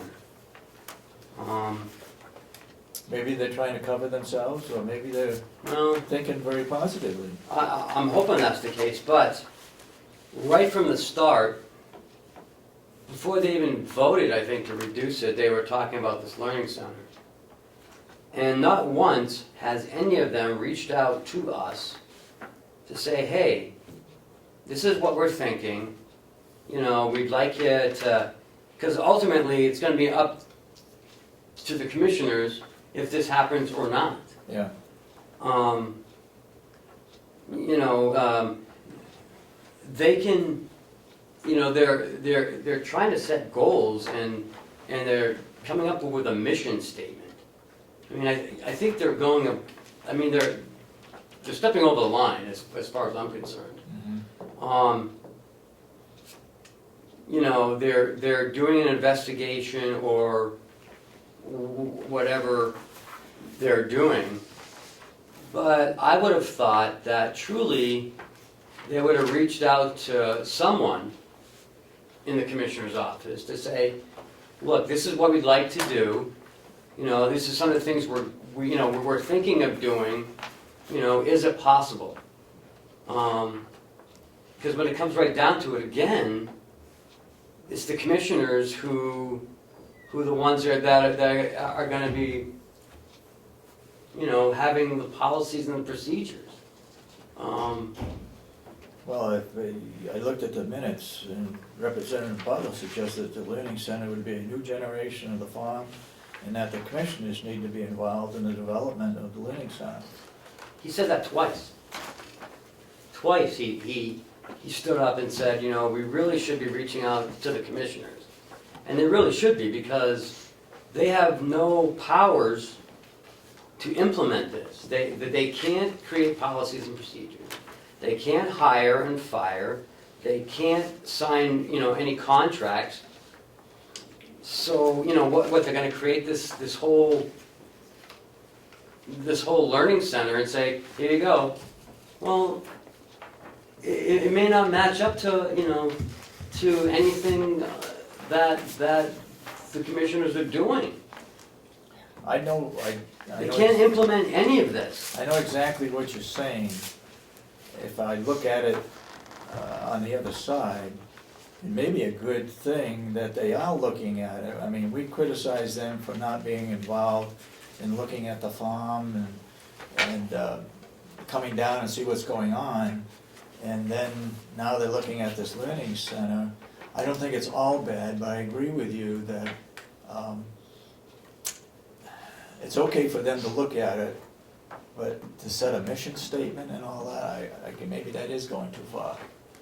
I think it's a great idea. I think a learning center is a great opportunity for us. I told Representative Cadelli at the delegation meeting, I went over after the meeting was over, and I told him, it's a fantastic idea, but it needs some funding, and it needs It needs a farm. needs the farm. So, anyway, I know what you're saying. You know, I think they're just wasting their time unless they get someone from this office involved. Yeah, Because they have no idea how we even operate. No idea. yeah. I mean, they want to, you know, they want people who pay for inmates to attend a class. Who's going to do that? And when they talk about funding, they're talking about, you know, a GoFundMe page. Mm-hmm. Well, this needs to be self-sustaining, for one thing. Yeah. You know, I mean, you can't, you know, count on a GoFundMe page every year. That was the point I was just gonna make, you know. First of all, if you're gonna have a learning center, agricultural learning center, probably a good idea to have a place to have it, a farm. And the farm, we can't have a learning center here that every year we're going to sit back and say, will we get grant money this year that'll run it? Do we have to let people go because we can't get grant money, we haven't got funding from the county, etc. We need some kind of sustainable revenue or budgeting process to maintain a learning center. I think the learning center is a great idea. We've already heard from Cooperative Extension, they're not gonna run the farm. But they're very much interested in the learning center. Yeah, I they think. are, and they're also located 30 miles from here. The first thing, go ahead, I'm finished. And so there's a lot to, first we ought to figure out, if we want a learning center, what would the learning center be about? Who's gonna run the learning center? Where are the people gonna be that run the learning center? And go from there. And I think that's a commissioner's responsibility, not the. Absolutely it is. The not RSA the clearly delegation. states Appreciate it. their help, but the help we need from them is the money to run it. And that's a major function, only function, What? funding. I mean, Is to appropriate an amount of money. Right. That's it. You know, the first thing that they should consider with a learning center is moving Cooperative Extension into the nursing home, the old nursing home. They voted 4 or 5 times to vote, I voted, I think 3 times when I was on the delegation to move them down here.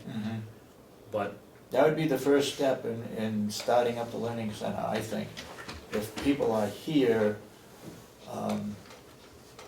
it's a lot easier than being 35 miles away. absolutely. I agree with you. Yeah, I- but, Go ahead. no, go ahead. I was gonna, another issue that I would have, do we have, I guess I'd like to know how this high tunnel came about. From what Olivia said, it's a grant, it was a grant from But you know, Soil Conservation. yeah, it's not, it's that organization, Yeah. you're right. But they're put up with private people. There's one in Eaton. They put up It's a dozens grant. for, What's they that? put up dozens for private individuals. Yeah, so, I mean, Olivia thinks she's got 50% of the use of this high tunnel, according to the minutes. No, I think she said she's gonna plant. I mean, I don't think Representative Cordelli, you know, because he was a little confused as, there was a question asked, you know, what's the commissioner's role in this? And what do the commissioners think about this? And he said, I'm not sure what the commissioner's plan is going forward, and down the road, the commissioners will have a role in this. Down the road, are you kidding me? Down the road? I think we'll be up the road before they get here. I mean- It's not their responsibility, their job is to budget. And again, they can have any plan they want, but if it doesn't, you know, if we're not involved in any of it, and then at the end they say, here you go, We don't have to accept you it. just say, We well, could here you go, We thank you could very much. modify it. I guess, Ken, I have mixed feelings, and I know where you're coming from, but we're not doing anything. So why wouldn't we look at some of the suggestions that they have, or recommendations? Absolutely, Yes, but we what should they be on the table with them. Well, I agree, I agree. It would have been better for them to say, hey, this is what we're gonna do, you know, come on, let's do it as a team, Yeah, you know, and I know there's not a lot of love between the two boards, and, you know, sometimes I can see why, but, you know, again, they need our expertise and our, I guess, authority, really, to say, that's the road we should be going down.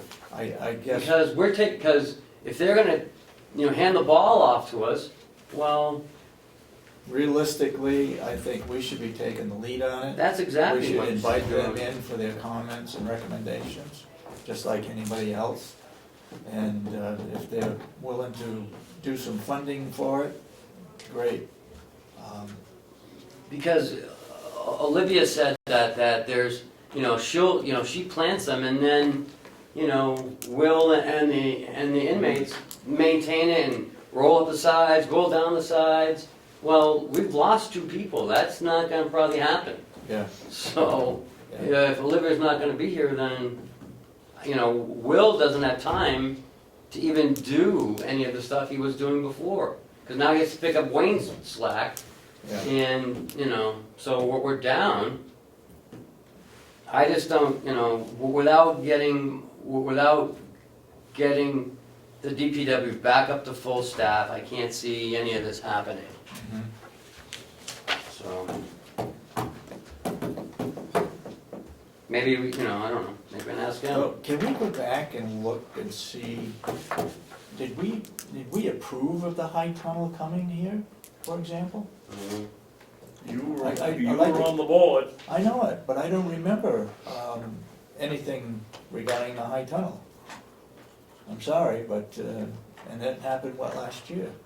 No, No, it can't be last year, because I got here last year. Last year was the first, Yeah, that they vegetable. planted, Yeah. yeah. Yeah.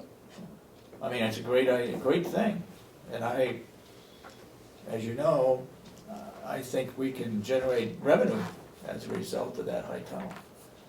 But we don't seem to have anybody or time to plant to make the revenue. Yeah, I mean, that's not gonna happen. But Representative Cordelli, I noticed you walked in.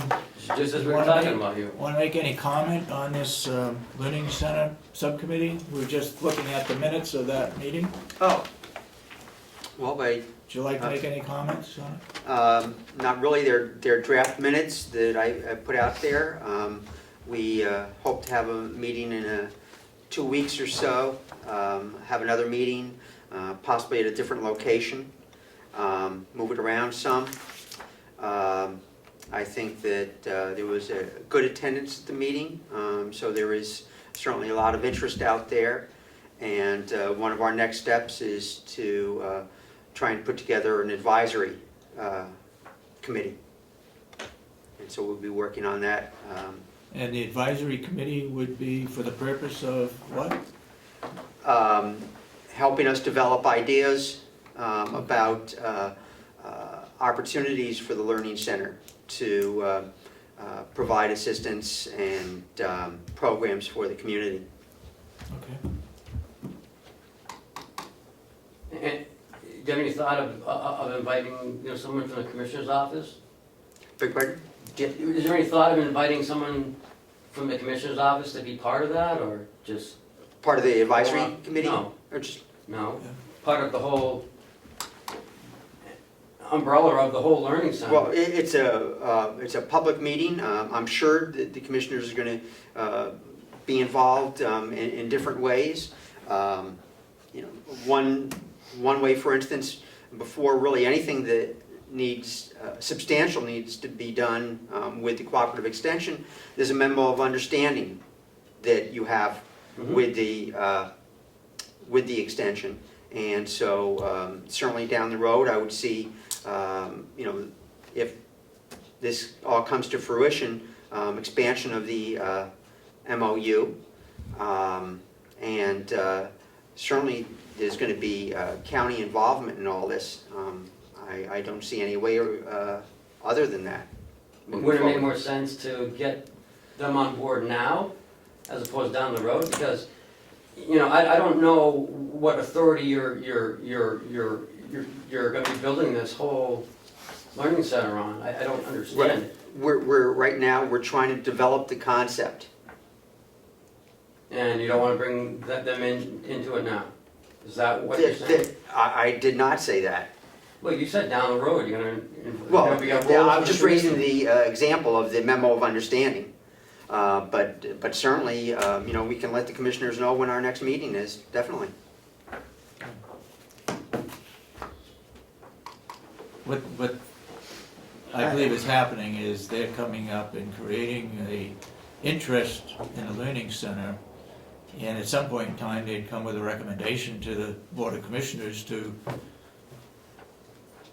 take action on it or no Or action not, or whatever. I Right. would certainly think that there would be some involvement with the commissioners in terms of presenting ideas that have been put forward from the subcommittee meetings and possibly from the advisory committee as well.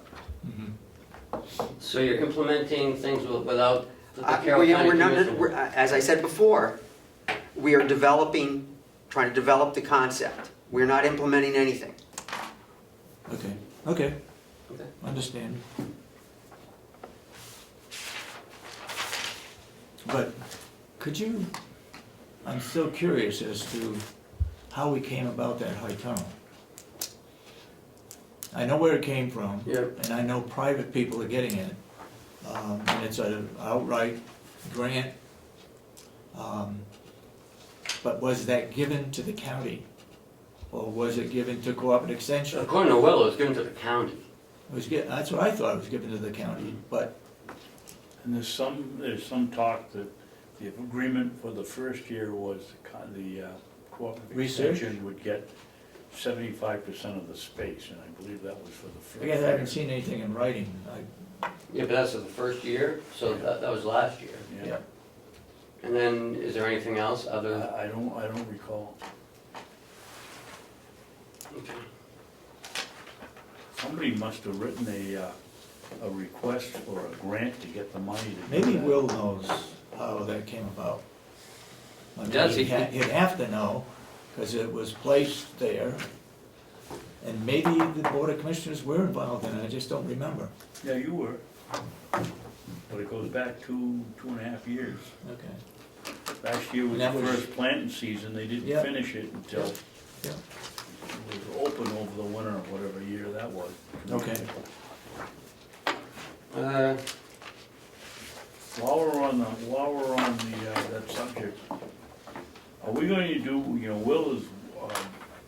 offered, if somebody's willing to pay for the plastic and the drip hose, he's willing to go and plow it up and turn it over and make it usable for somebody. Do we wanna do that or don't we? I do. Wakefield, I talked to Mrs. Miller and Dennis, and they're very interested in having, and they're gonna see if they're They're gonna interested garden. in the produce, but are they interested in planting and maintaining Yeah, it? well, she said they have a garden committee down there, and next meeting, she's gonna check and see if the garden committee's willing to come up here, and if we do all the work of getting it set up, will they plant it, maintain it, and come pick it? Okay, we're not gonna have the help. No, we can't do it. We can barely keep up with what we have.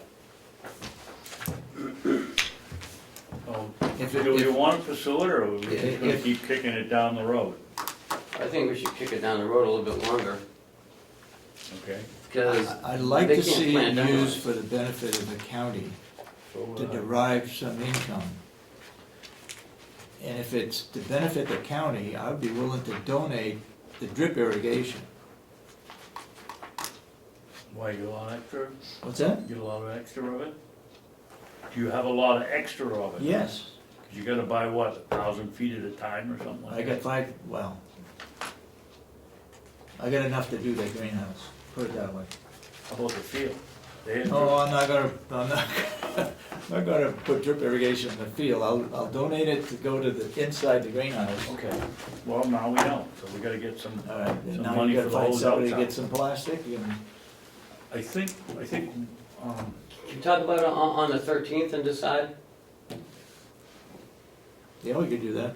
okay. I mean, it's getting late. I'm, Well, they can't plant till Memorial Day anyway, so. it's inside a greenhouse, outside you Inside can't the plant. greenhouse, they can do it anytime. Oh, you're talking about anytime now. inside the greenhouse? Both, Yeah, well, I'm talking about strictly inside, Well, Olivia's doing a bunch of bell peppers, yeah. so, yeah, I guess. I mean, anybody that is familiar with planting a garden normally starts their plants right around town meeting day, inside the house. Yeah. And 6 weeks later, or 8 weeks, no, normally 6, then they're transplanting stuff outside. And if you got a greenhouse, No, I Should be almost ready think to we be should wait planted. until he's here. But- well, yeah, that would be nice, but he's gonna be gone, and then Chris is gonna be gone, and by that time, we've eaten up half the thing. yeah, And we're not gonna do it if it's gonna cost us any money, so Will has donated his time, and that's, So he's gonna just rototill it? or plow it and rototill it, or whatever he Yeah, does. Because, well, he has to do it for her anyway, so. rototiller. No, that's in, yeah, Olivia, we're talking about inside, aren't we?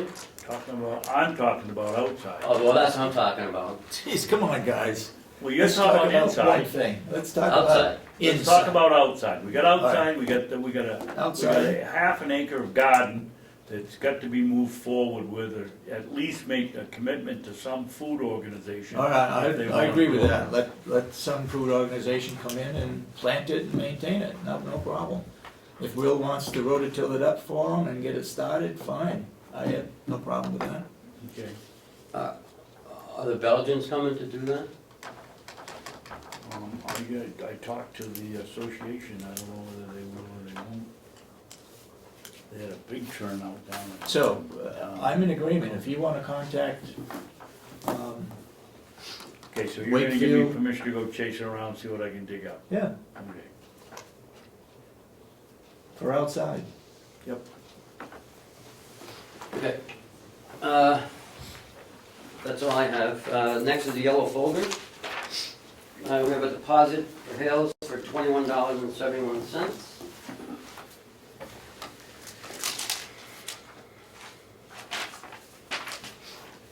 Another deposit, $7.72.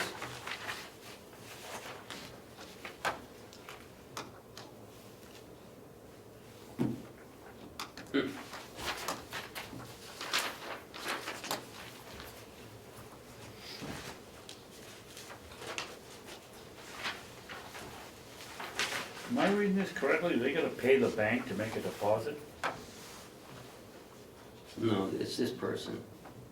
Okay, but it says cash $1 and then the check, and then over here it says cash in $1 and, Well, what was the total? 21.5? See, it was 2071, so they wrote a check for 2071, and they had to just give her another $1. but for what? For 21, because the bill was 2171, she wrote the check out for 2071, and she needed to pay another 34 cents, so she gave $1. That's, okay, well. Must be, because there isn't $1 charge on this. Right.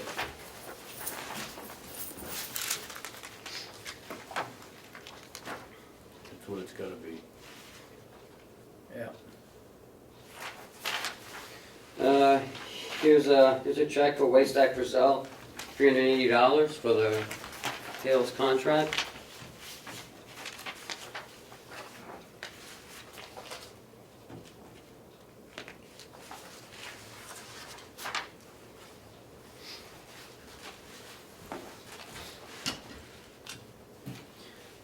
Ahlgren must be the treasurer, already. No, he's a clerk. Clerk. Kathy Bizarre's the tax collector. That's the usual. That's a Fairpoint check for, That's the usual. how much is it? 143. $143. Here's a check for Kathy Bizarre. Here's her paycheck.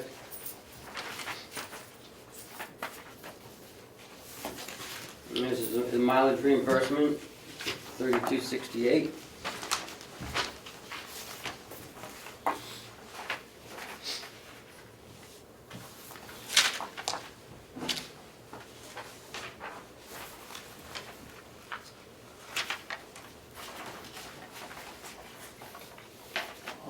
We gotta get Cheryl to take a picture of that, because at some point, Yep. we gotta do something about that.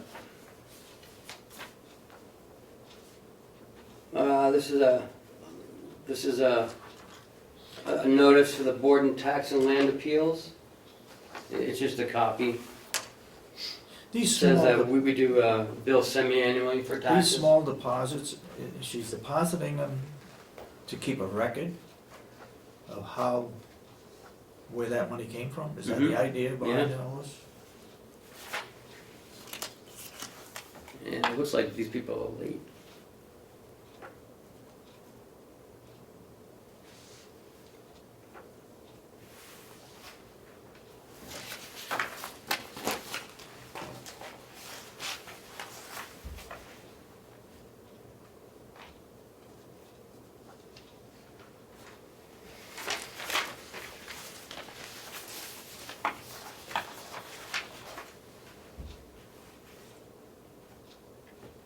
Cheryl, we just make a photocopy of this one.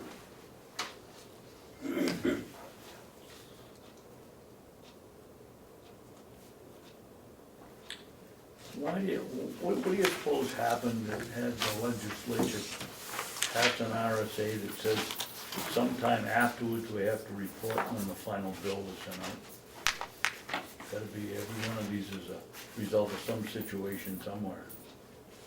Final tax bill was mailed on 12/5. Well, she's got something wrong here now that I read it. Final tax bill mailed on, are they indicating when they want? When the Yeah. last one, the final bill Was for mailed. last year was, or was this, she's got that down as in December of this coming year. Right, Final so, tax bill mailed on, it wasn't. but look at, the warrant for 2015 and return this form to the above address by May 2nd. Right, I think this should be 15. I do too. That was my point. I can send her an email just to make sure that she gets it Okay. right. Thank you, sir. It appears, David, that's supposed to be 12/5/15, not. And that's it for the yellow folder. Yeah.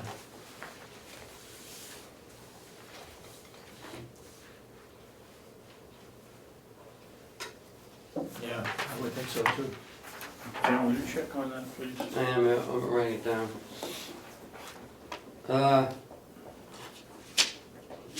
May I move on to the administrator's updates?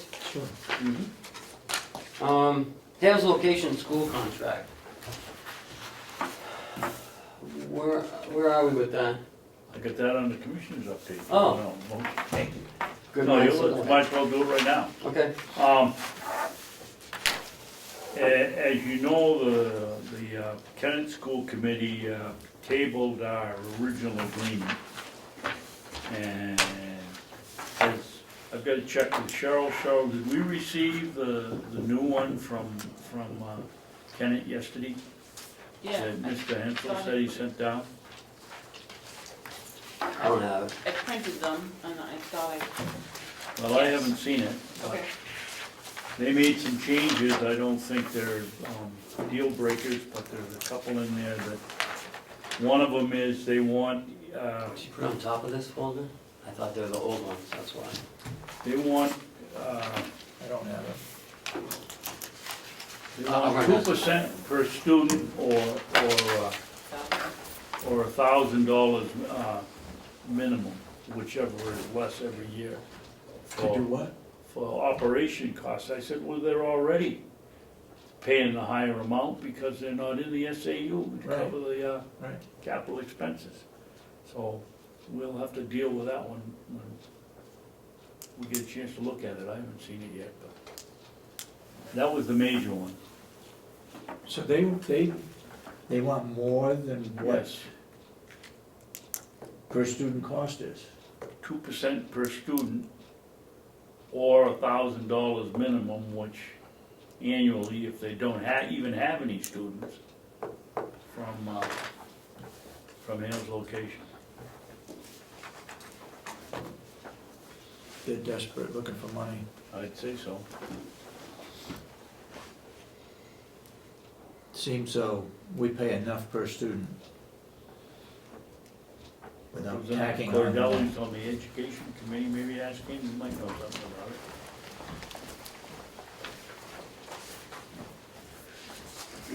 There's actually two, K through 6 and 7 and 8.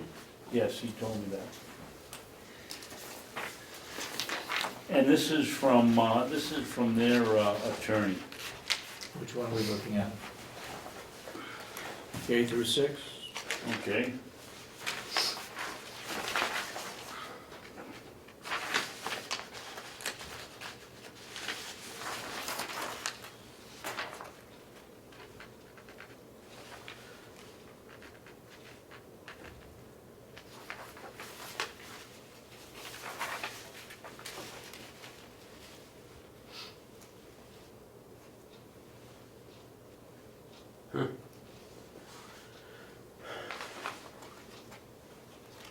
So this agreement Is will this go.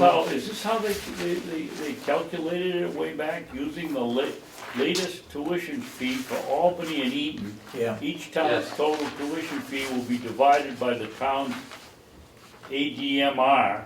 This will determine the cost per student for each town. Is that how it was done Yeah. before? yeah. I thought there was something in the contract, I know there was, that said that that Hales, because they weren't in the SAU, had to pay more than the highest paying member of the SAU. It says, the tuition of the town with the highest cost per student shall be used as a tuition charge for students from Hales location. Yeah, In addition, Hales location will charge a 2% fee of the tuition rate per student, or $1,000. The purpose of the maintenance fund. There's no students. for the purpose of the maintenance trust fund. So if there's no students, you still gotta pay $1,000. Yeah. And they're already charging them. What have we got to do with maintenance of the trust fund? That's their problem. Well, they gotta keep 2 seats clean, 2 seats, or 1 seat clean, every year. What, are you kidding me?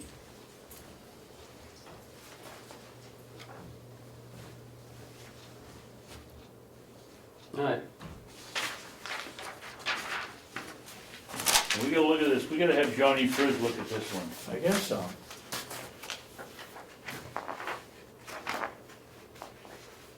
I suppose they could say, well, I don't understand why it says it's determined by Eaton. Oh, here's on the, on 7 through 8, it's using the, Albany, Eaton, Freedom, and Madison.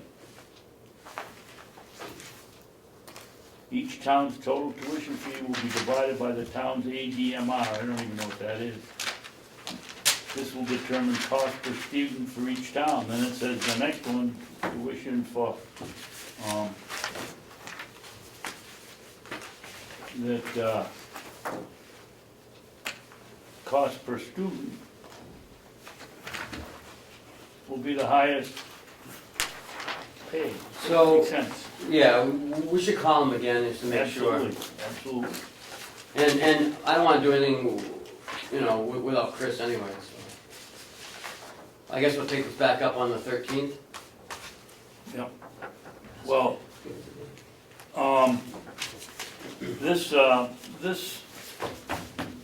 this tuition agreement, well, I guess we got time, but I'm not sure that we should leave it laying around. I think we send it up to, you're talking about. Chris. Yeah, but send this up to Johnny Fritz right away. Yeah. doesn't say anything in there about the twins. Who? No. The twin, Oh, yeah, they come yeah. under the contract Yeah. for K through 6. Oh, no, they're the ones No. in high school. They're We the don't ones have to in worry high because school. they're out. Right. We took care of that with the Freiburg contract. That's all I have. What I'm talking about is, we don't pay the full amount of tuition for those 2 kids because they go to Florida. And nothing in the contract, unless it's a little separate agreement, that we don't pay for them to go to Kennett when they're in Florida. You know what I'm saying? Oh, that's right, yeah, that's right. That's right. No, I see what you're saying. Wouldn't, I'm not a lawyer, but wouldn't that come under past history? I mean, they've always done that. Why would they all of a sudden change it?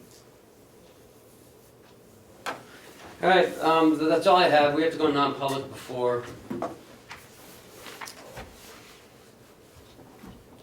before 11, because he's coming, Okay, so I'd like to, you wanna go in non-public? yes. Okay, Commissioner Babson, would you like to make a motion to go in non-public? I'll make a motion that we go into where is it on here? On the second page, That right? page, yep. I'll make a, motion that we go into non-public session for sessions 1 and 2.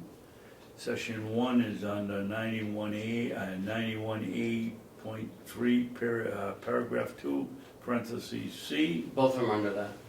No, well, it says the second one is under A.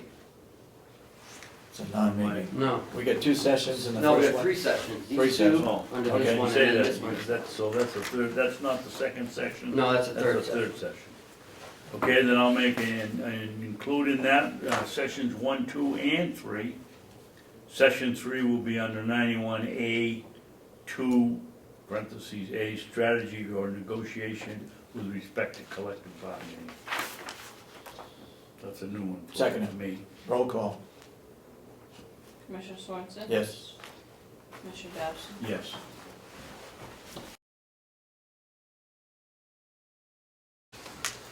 They don't have real good cell phone service up in Albany. How you doing, Dave? You've been on vacation. One. I tried to call you 3 times on? yesterday. Session 1 Yeah. sealed. All right, We're playing phone tag. we're on. Make a motion to, I'll make a motion that we come out of non-public session, and we unsealed the minutes from 2 and 3, session 2 and 3, and kept session 1 sealed under, it would affect the reputation of any person other than a member of the board. second. All those support the motion say aye. Aye. Aye. Okay, we're back in public.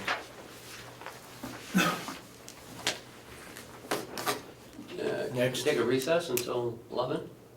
How about the commissioner's update for a couple of things? Oh, I thought you already did that.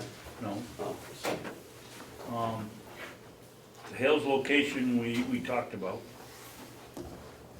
The first quarter, figures that we got today, are we gonna put those up on the website? Yeah.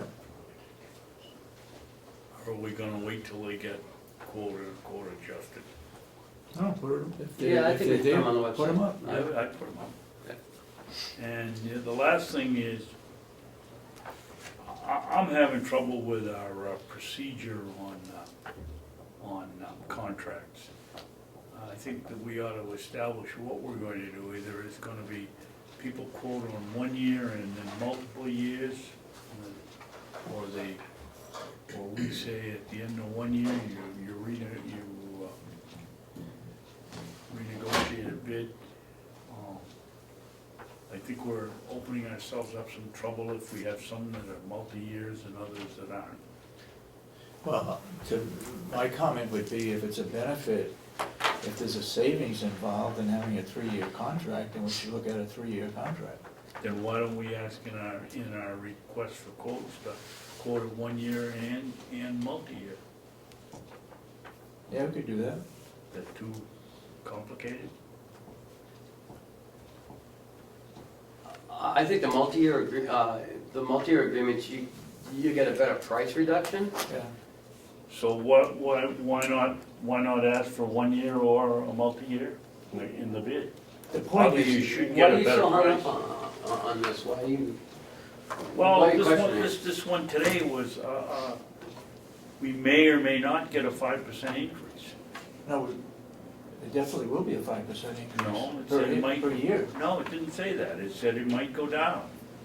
Well, that'll be a cold day now. Yeah, right. If you look at waste management, they build in increases every year for fuel and, labor negotiations or whatever, if you have a multi-year agreement. I don't have a problem doing it both ways if you want, it just seems, I think my problem would be is that it's not automatic after, if it's a 3-year contract, then it's not automatic after the 3-year contract. we don't do that. There's no That's- automatic renewals. That's, No question, that's gone. out. Yeah, okay, that's gone. I agree with that. We don't do automatic renewals. So you think it should be 1-year contracts? I would think we'd ask for a bid for 1 year and a multi-year, and if it makes sense that the multi-year would be a better deal than the 1 year, but we'd have a comparison of the two, and it just bothers me, like that bid today, who got it here somewhere, where is it? I got it here too. The problem comes, you have a 1-year contract. Company may make annual adjustments to contract price, either upwards or downwards to reflect changes in material and labor costs. This adjustment will not exceed 5% on the contracted price on a yearly basis. So compounded in this case, if it's 5% each year, it's actually more than that. Yeah. If we go with a 1-year contract, then they can always increase it the second year. Right.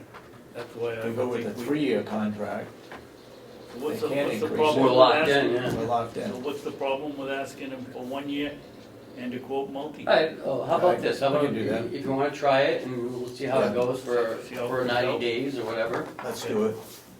Okay. And there's some contracts where we wouldn't want a multi-year. And why would that be? Well, I would think fuel would be a pretty good Oh, yeah. automobile fuel. Well, I don't know. That's it. But you're gonna pay, you're gonna take a 3-year. The propane one that we took, it was a good deal as it ended up. The price coming down and as it tumbled, it was still a good deal, but not as good as it was when we started by any means. Now we're buying propane instead of pellets. But now it's starting to go the other way, and it's going up faster than it came down, I'll tell you that. Yeah, that's true. Okay. Anyway, that's my feeling. Anything else? Try it. No, that's it, I think, All for right. comments here. Are we waiting for somebody from the foundation? Yeah, if you want to do public input, and then we'll just, Public input, And then we'll just take a break. recess. All right. Public input. John, you have something? Yep. Without partiality, this is pretty much what I observed and so forth, with the issue of the farm and the education center and so on. First thing I'd like to say is maybe what brought us to this point. Farm that's probably a long time, over years, run in a deficiency. The money was thrown at it from 47,000 residents, and certainly not all of them have that special interest, and expected that, you know, the money would be well used and well spent, and always coming up short. I think that's probably what got you here, where you are now. And I know I've mentioned outside of the meeting before that one of your greatest faults may likely be that you've run it at such a small scale. You couldn't meet the requirements of the annual contributions to the issue, okay? And that's why the delegates, I think, decided to do what they did. Certainly, I'm looking from the outside in. I don't blame them, honestly, you know? It was a waste of the community's money. But you have a group of people now willing to invest their time, their personal time, to try to figure out some avenues by which to at least supplement your losses that were, you know, seen year after year. And also, that meeting that was held was a public meeting. And there were some people that questioned why you weren't there, you know? I was wondering, I expected to see you there. And I think it's an effort that needs to be collectively seen together. And we need to work together on it. I like farming. I love growing things. I've done it since I was a young kid, you know? And I'd hate to see something that's of tradition be lost by the wayside. I don't think that's necessary. But you need to work at least at a break-even point. And it has to be done in a responsible fashion, and great effort has to go into it. And I think there may even be some level of volunteerism from the community too, because these things don't happen by themselves. But I think you need to really address it in a more serious fashion, and not lay blame anywhere for anything, but come up with real solutions. Thank you. Anybody else, public input? That was a good Go ahead, Damon. That was a good question about Saturday. Questions or public input? Oh.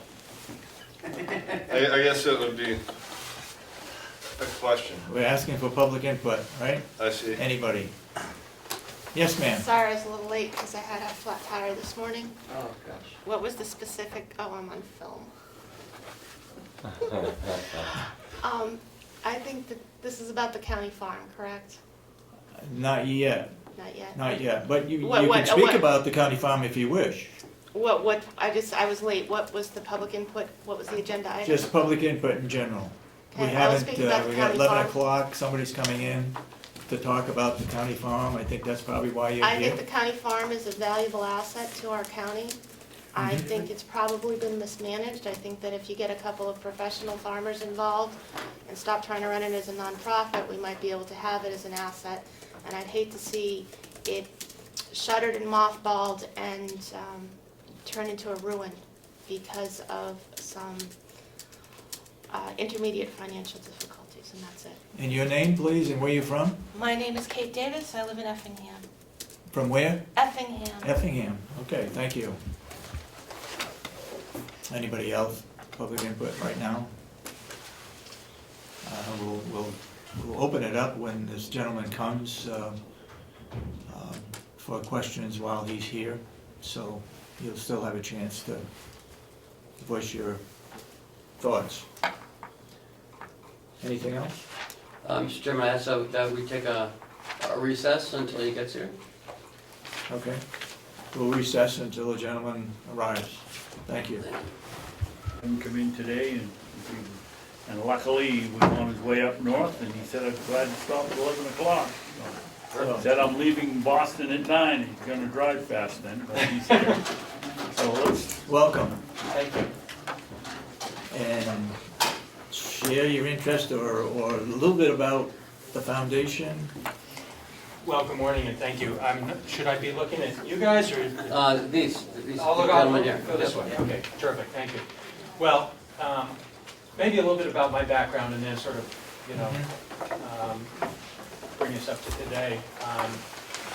I live in just outside of Boston, but have been coming to New Hampshire all my life, skiing and spending time in the outdoors and snowshoeing, and so really enjoy and appreciate everything that New Hampshire has to offer, and I'm sure I don't know all but anything but a small fraction of it, but enjoy the opportunity to be here today, so thank you. For about 12 years, up until about 5 years ago, I was involved in and running an organization in Massachusetts, a nonprofit land-focused organization that was it's actually the oldest land conservation organization in the country. And its mission was and still is to protect and preserve land of all kinds, but for public use and enjoyment. And so in many ways, we thought of ourselves as a privately funded state park system. And the name of the organization is the Trustees of Reservations.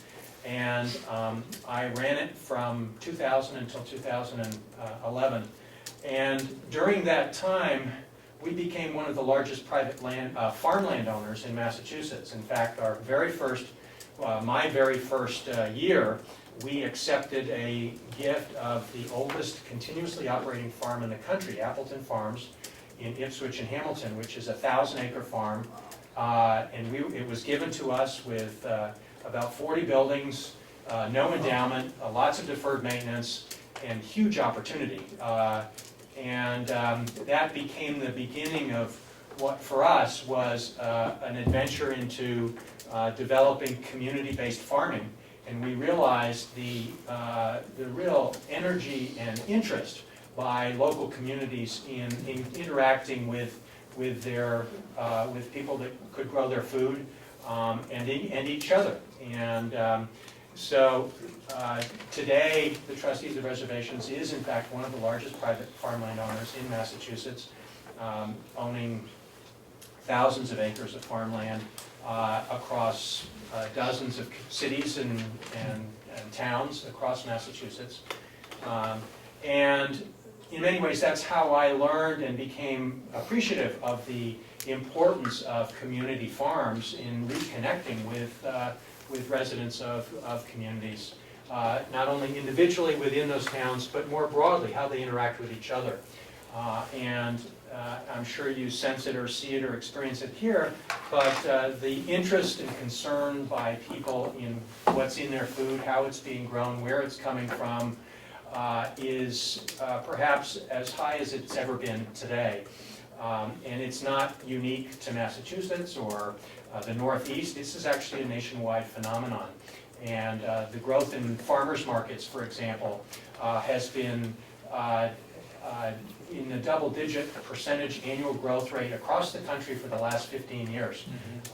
And the highest, ironically, the highest per capita number of farmers markets of any state in the country is Iowa, which you would never think of.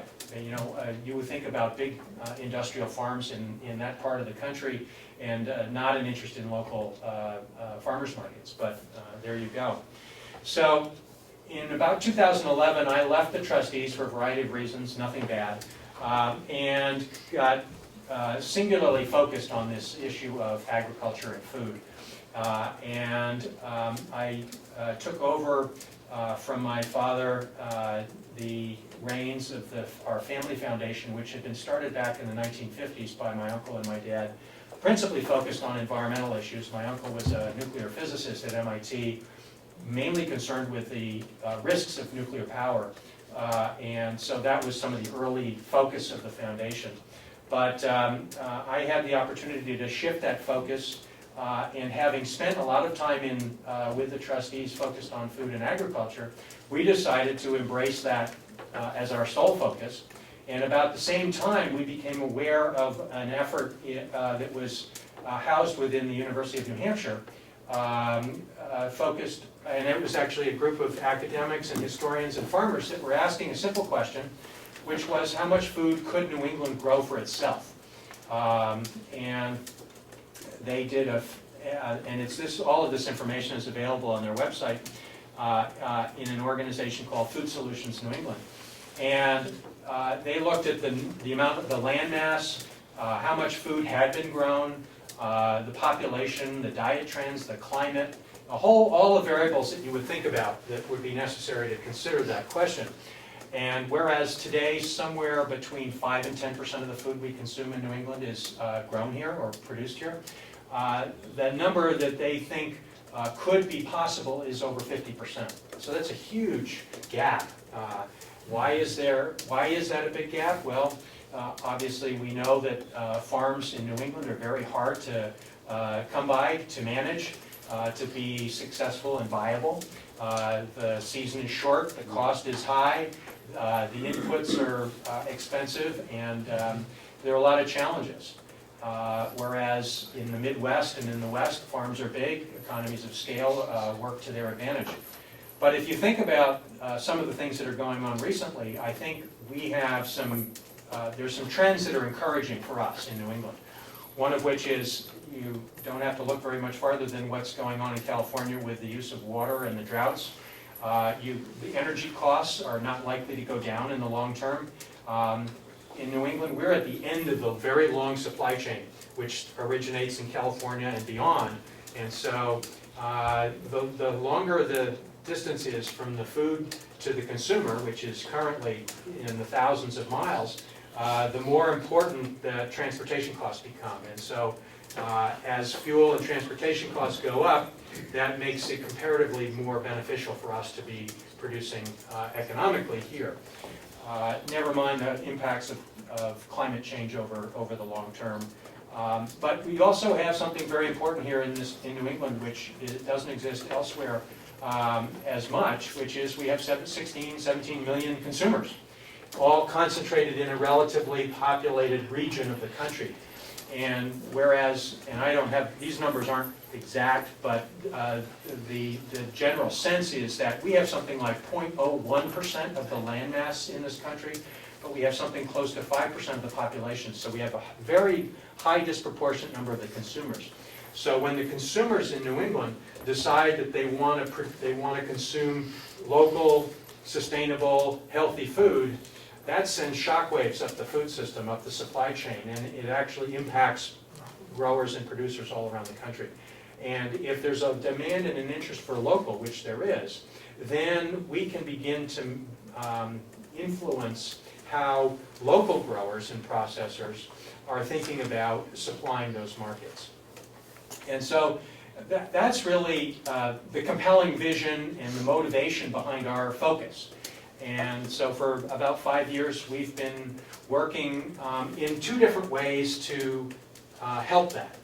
We're a relatively small foundation. I guess our advantage is that we're only focused on this, so we don't have a lot of distractions, which is good. But there's a lot of work to do. The first thing which we've worked on, which is to help each state, the governor and the ag commissioner, to acknowledge, embrace their agricultural sector and their farm economy and understand the importance and potential of it, and to develop a vision and a long-range plan that is unique to each state, but also recognizes that no individual state in New England can really think about this in isolation.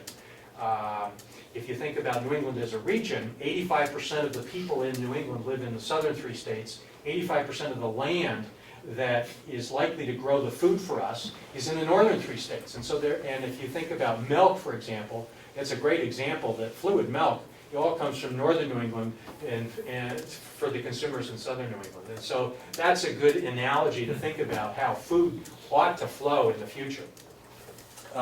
So we're helping each state, each of the 6 states, which I'm happy to say are now either developing, finalizing, or implementing their food system plans.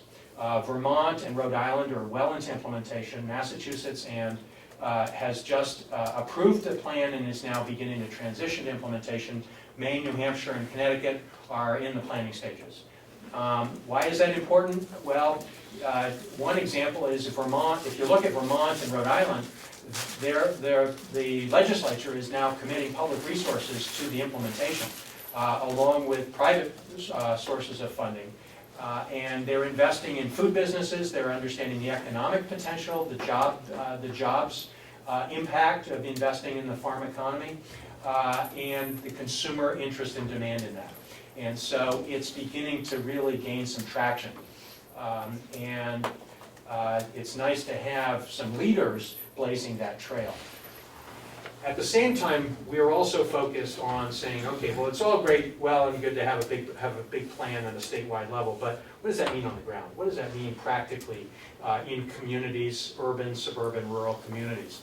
And so we're trying to find levers to actually really fundamentally accelerate the change with which this can happen. One big lever, for example, is institutions. Institutions represent aggregations of consumers.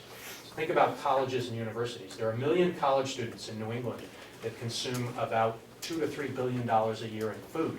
But there are only about 350 colleges and universities. So think about, there are 350 food service directors in those institutions that are making purchase decisions, procurement decisions for $2 to $3 billion in food. That's a huge economic footprint. And many of those colleges and universities want to source more locally and sustainably for that food. And the students are demanding it, the administration is interested in it, and so they're trying to figure out how do we get more of that food from within our state, our county, our region, and so forth. I have a college student who is a freshman in college, and I can tell you my impression is there are 3 things that affect a 17-year-old's decision about where to go to college. The weather on the day of the tour guide on the day of the tour, and the food. And I kid you not. And so it's very interesting to think about the millennial consumer that is going into college and coming out of college, and the way that their desire for knowing where the food's coming from and being more interested in having it come from local sources, and the impact that has on both their health, the economic health of their community, and the environmental health of the region. It's sort of a threefer. And so we're helping institutions in certain parts of the region to accelerate the work in that procurement process, and already having huge impacts. And so, for example, we're working with the University of Massachusetts, which the Amherst campus is the largest university food service operation in the country. They serve 6 million meals a year to 25,000 kids on an $80 million budget. And the guy who runs that program wants half of that budget to go to New England growers. And we're working with him right now to develop greater sources of supply of chicken. Chicken is the largest protein on most college food budgets. And there's not enough chicken coming from New England. And so, and there's, not to use a bad pun, but there's a chicken and egg problem, because the chicken growers can't get the investment capital to invest in building capacity unless they have the markets secured. And the markets can't commit to the growers, and the investors won't invest. And so what we're trying to do is bring the institutions, the entrepreneurs, the chicken farmers who want to invest, and the investment capital, which is there already, all to the same table, and agree that there is an opportunity here to work together to grow the supply of chicken and poultry. And that's just one example. So we're working across the region. In the 5 years that we've been doing this, there's been an enormous growth in the number of people and organizations, public and private, large and small, urban, rural, suburban, across all 6 states who are involved in this. When we started 5 years ago, there was an annual summit of this group, Food Solutions New England, that was probably about 100 people. Now it's 400, 500, 600 people every year. They convene once a year in a delegation model. So each state sends delegates, and they share information, they collaborate, they conspire, and try to figure out how do we work together to achieve our common goals, but also help each other achieve our individual goals. So that's our background, and we're in this for the long term. I mean, there's plenty of work to do. There's a growing number of funders, investors, advocates, It's clear the interest in the institutional level, at the state level, at the community level, cities. The urban agriculture movement is really vibrant and growing as well. And so there's all kinds of opportunity. My arrival at this meeting today, it was really the result of not being able to stand by and watch. What I saw was a deliberation about the future of a significant piece of land that has, at least as I have come to understand it, has been a productive piece of the landscape here in this county. And to think about its future without at least offering some perspective and maybe the opportunity to connect with some of the others, either in the state or in the region, who share the interests in ensuring that productive farmland stays that way, however that happens. And there are, I'm sure, organizations that could be in a position to help, but perhaps they're not aware of the opportunity here. And happy to be involved and help and contribute. One of the things that I've seen along the way here is that when faced with a farm or an opportunity like this, one of the ways that is helpful is to step back and have a process that sort of looks at what should the long-term goals be for this property? How do we involve all of the various current and potential stakeholders in developing a compelling vision for it? How do we make sure it's viable economically and otherwise? Are there organizations and people that should be involved that aren't? And how do we bring them to the table in the process? And that can result in a roadmap or a blueprint that can then attract resources and people, and maybe set something in motion that makes sense and allows everyone to be excited and involved in the right way. So we're conceivably in a position to help contribute to that in a number of different ways, and eager to hear questions or thoughts, or how.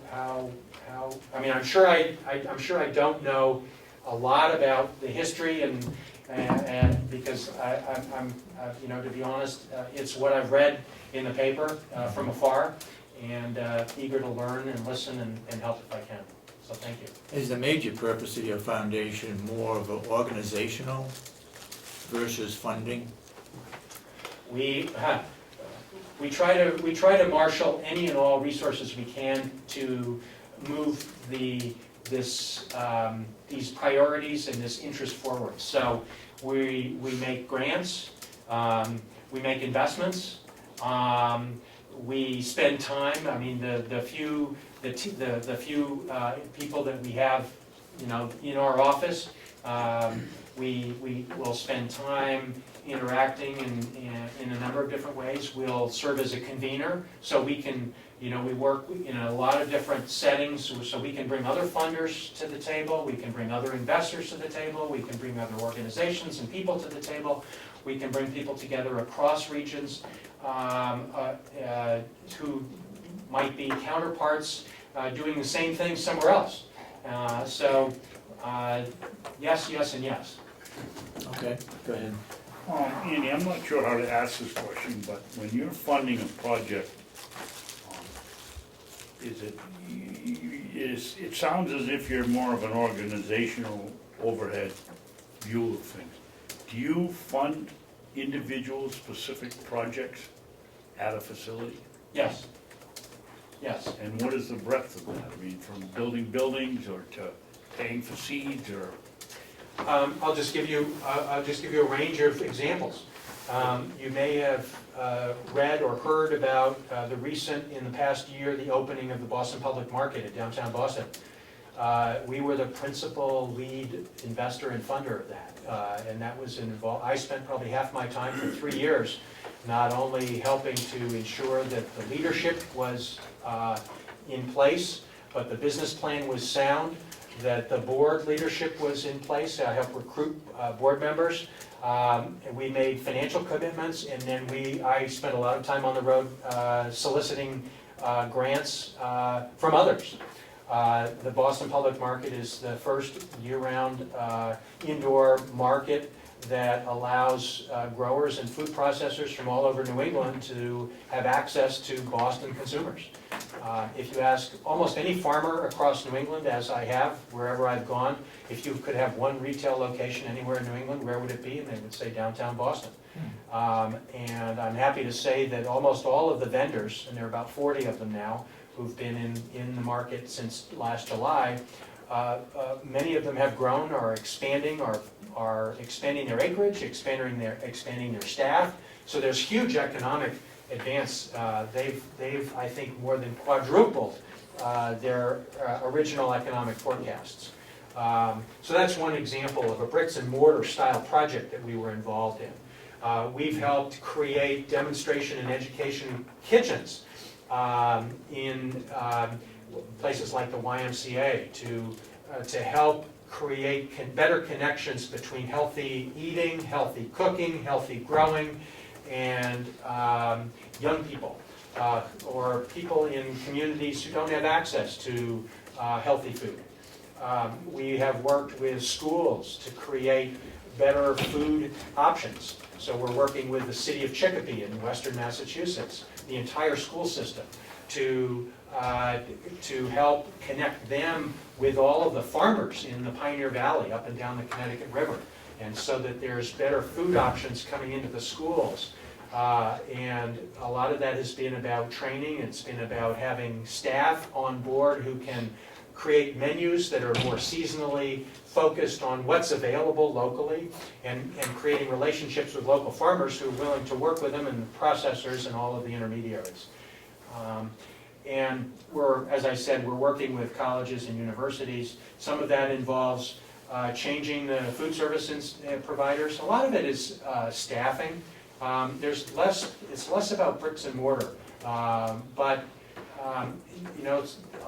some of it involves simply the planning and saying, okay, if we're here and we want to go here, how do we get there? So it's really bringing in some outside expertise to help an institution think about where it is and where it wants to go, and figure out what does it take to get there. And then that gives us and them a roadmap and a cost and the needs, both financial and otherwise, that we ultimately and subsequently end up supporting financially, and then helping to bring others into the table to contribute as well. We don't like to do projects by ourselves. We like partners, we like company. It's actually more sustainable if you don't depend on one person, or not, one person isn't involved. I'd open it up to anybody that has questions. Damon, you ready? Yeah, I have a question about chickens. It's probably more for Will, but Damon, why don't you introduce yourself? I'm Damon Stewart, the county son. Uh-huh.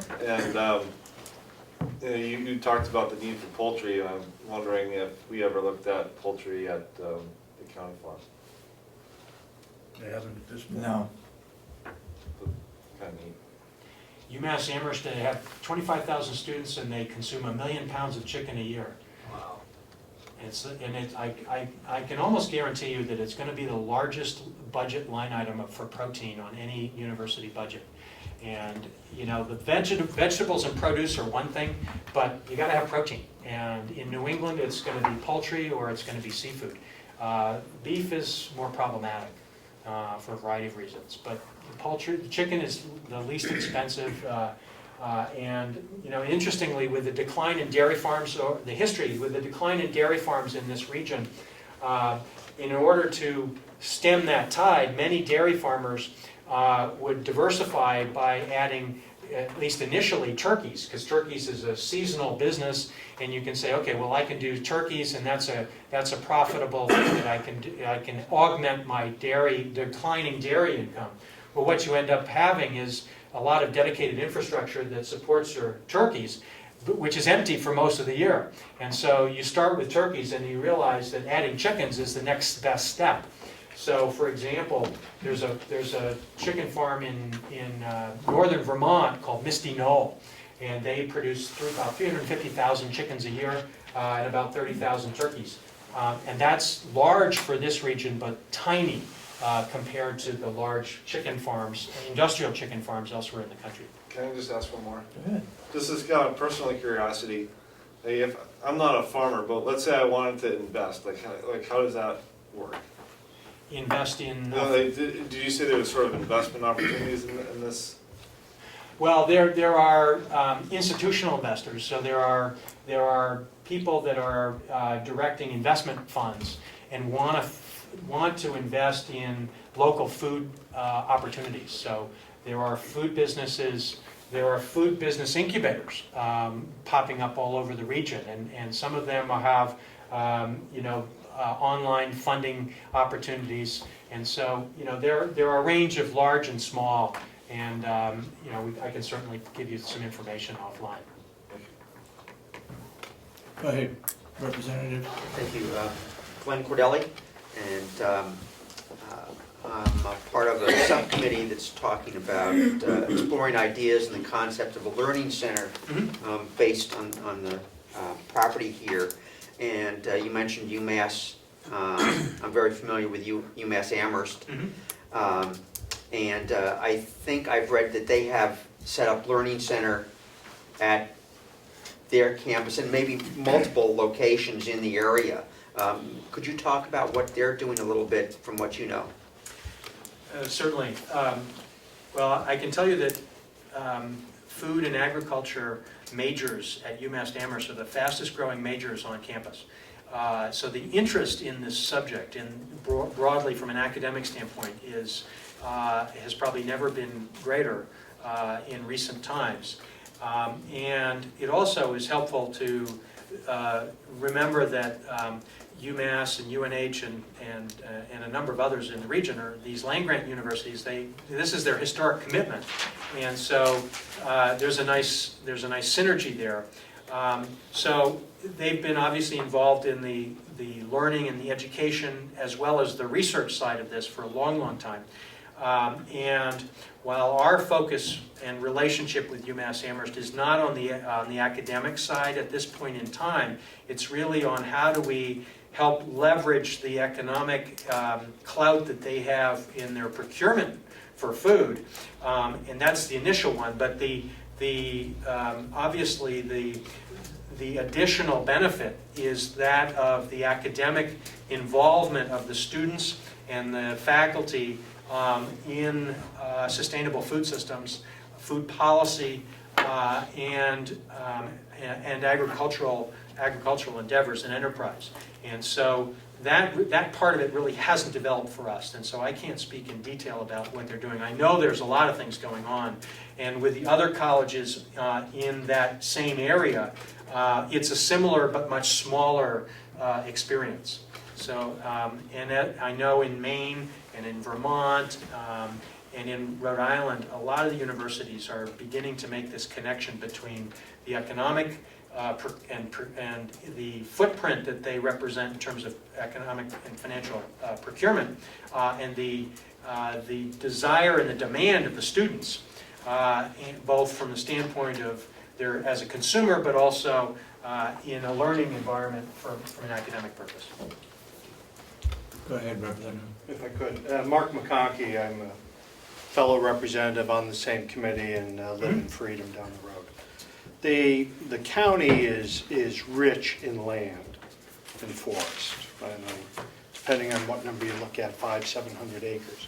A potential, whether it's there now or going down the road.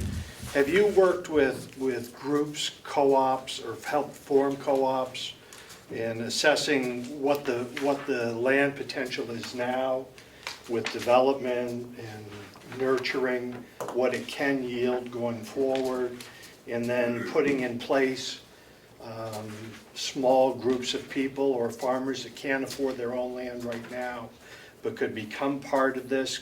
Have you ever helped to organize, that large, so it becomes productive, as you're saying, becomes a great, whether it's fruit, poultry, whatever it is, help organize that whole thing, because it's an asset that's owned by the county. Sure. I understand the USDA has plans, has programs that help small farmers or budding farmers. I mean, we have that land, but I don't think anyone could tell you definitely what the potential of that land is now. Yeah. So, great question, and a number of the projects that we've gotten involved in are similar to that. For example, in Franklin County in western Massachusetts, there was a major sort of county-wide planning effort that we funded, which basically its goal was to look at all of the agricultural land in the county and say, it wasn't about county ownership of the land, but it was like, what are the agricultural assets in the county?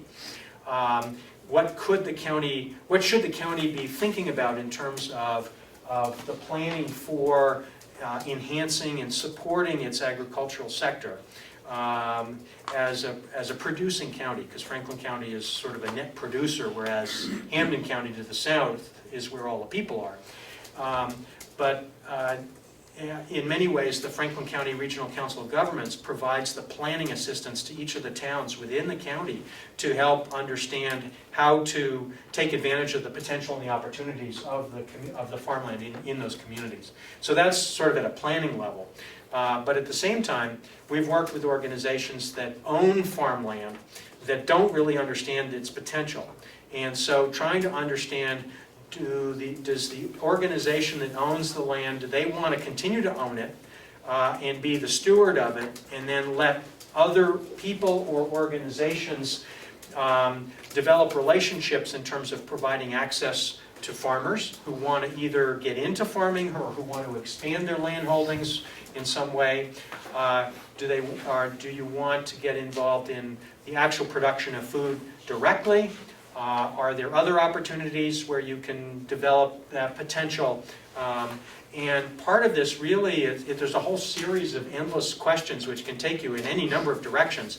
And part of this is really finding someone who can come in and help guide you through the asking and answering of those questions, and understanding, well, who are the people that really should be expressing their views and priorities, and how do you put that all into a process that ends up with a series of well, here are the potential directions we could go.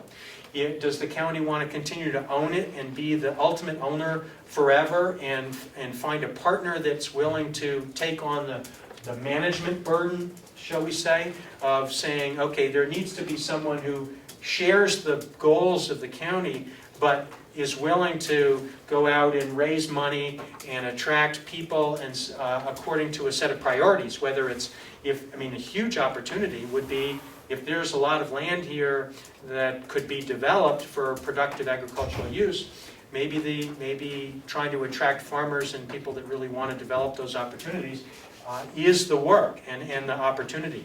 But maybe somebody other than the county should be engaged to do that. Maybe there are, back to your question about chicken, if somebody wants to develop a chicken enterprise, is that even feasible? I have no idea. I suspect UNH is a big consumer of chicken, but I'll bet they're not getting it from New Hampshire. So there are all kinds of questions, I'm sure, that we know and that we don't know. And part of it is simply, who can help us sort of create a context within which we can sort of focus in on the right questions, the right answers, and the right roadmap going forward. Thank you. Sure. Go ahead, Ed. Ed Comeau, representing Brookfield. I'm also on that Learning Center committee. Sure. My concern is, how do you balance teaching people in the area about farming and then not interfering with local production and local farms? Because that is the concern in the area, that if you create something here, it's going to interfere with that local market. So how do you deal with that? Well, there are probably a number of different ways to do it, but there are two ways that I know of from experience. One of which is that you simply draw a bright line and say, this area is for education, this area is for production, and we're not going to let them interfere with each other. And if you've got enough land and you've got enough capability, you can sort of concentrate the education and the engagement activities in ways that don't interfere with the production activities. And particularly if you're dealing with sensitive issues like contamination, you really have to worry about public interaction with the food supply, and that is a problem. When I went up to visit this chicken farm in Vermont, they wouldn't let me near the barns. They don't let the public anywhere near the chickens for very good reasons. So that's one, and that's one reason, or one way. The other way is to find farmers who actually, and people who are involved in the production side, who actually have both an interest and an ability to have that balance between the public interaction and the engagement and the production, and they can manage that balance. So for example, there's some colleges that have farmland that we're working with where they've actually gone out to bid to the community and said, we are willing to embrace farmers who are willing to come on, and the relationship that we want is you can farm our farmland, we'll buy everything you grow and it'll go into the dining facility, but the quid pro quo is that you have to work with our students in an educational and an academic way as well. And so they were able to find farmers that actually are also educators and are willing to maintain that balance. I'm not saying that's easy, and I'm not saying that that's your typical farmer, but it is possible. Thank you. Sure.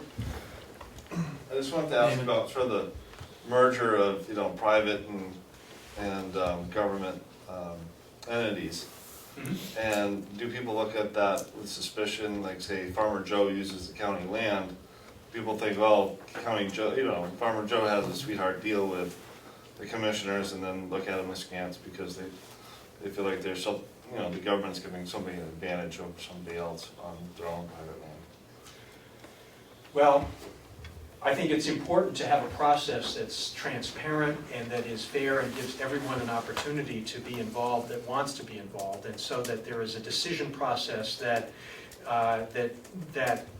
stands up to whatever scrutiny you could imagine is likely to be conveyed on that. But I've seen public lands essentially conferred to private entities on long-term leases in order to provide public benefit. I'll give you an example. The organization that I ran, the Trustees of Reservations, worked for the town of Westport, Massachusetts, which is a big agricultural community. And the town had the town's poor farm, and every town or many of the towns in Massachusetts had a poor farm. And this was about 150-acre property.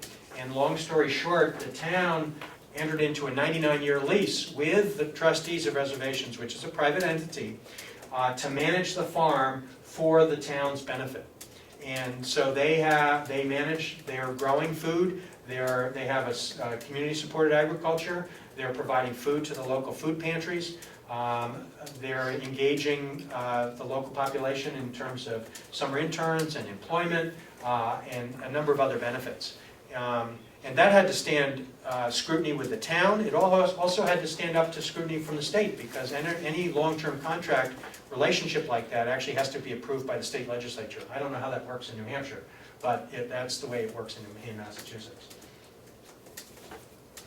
Commissioner Babson, Yeah, Andy, when I set this up with you yesterday, the one thing I didn't ask you, are you in any time crunch here? I know you're on your way up north. Yeah, if I could be on my way in about 15 minutes, that would be ideal, but I'm certainly How about planning to stop on your way home? Well, twist my arm and make me come up here. I would love, I haven't had a chance to actually spend any time on the farm, and I would love to have the chance to do that. Maybe not today, but it's one thing to read about it in the paper. It's another thing to actually walk the property and have a chance to talk and meet and hear in much more detail what the opportunities and challenges are. So I could imagine this being a series of multiple conversations, and I look forward to that. You haven't said much about forestry. Is that in your realm of agriculture? Well, it's funny, and I know that a component of this farm includes forestry. I've been involved in forestry matters in other capacities, but our current focus is food production. But I also recognize the benefit and value and importance of the production of fiber. But interestingly, if you dig into that 50 by 60 vision that's being espoused by UNH, in order to achieve that, it actually recognizes that a lot of early successional woodland in northern New England has to be cleared and put back into agriculture. What's happened in the last 50 years is that as farms are discontinued and become uneconomic and farmland is abandoned, they grow into woodland. No surprise. But the soils are still highly productive agricultural soils. And I think the assumption is if the economics were ever to be to the advantage of food production again, then I suspect that the woodland would be, there would be a balancing act between the production of fiber and the production of food. And I'll give you an example that, based on experience I had up in Aroostook County in Maine about a year or so ago. I was talking to a potato farmer, and he told me that, when you think about potatoes, you think about Maine and Idaho. Well, it turns out that most of the potatoes from Maine and Idaho, or many of them, feed potato chip plants. And there are potato chip factories and plants in southern New England that basically are sourcing the potatoes from both Maine and Idaho. And on a weekly basis, there's somebody somewhere in that plant that is basically looking at the price of diesel fuel. And if the price of diesel fuel goes up 10 cents a gallon, the potatoes for that week's production will come from Maine. Whereas if the price of diesel fuel goes down 10 cents a gallon, they come from Idaho. And it turns out those potato chip companies own the potatoes from both places. And so what they're trying to do is minimize their production costs.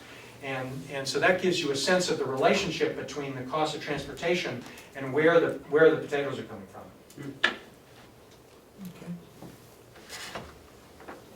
Okay. Any more questions? You mentioned that in Massachusetts there was an institution that contributes to local farmers. How do they do that? Financially? I'm not sure. An institution in Massachusetts, you said, contributes to local farmers. I was wondering how they contribute.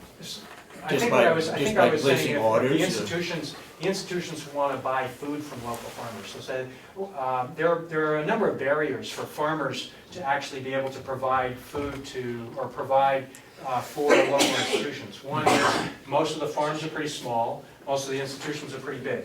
Most of the season is short. One of the biggest problems in New England is the growing season doesn't coincide with the school year. And so at the time when the farms are producing most of their harvest is when the students are on vacation.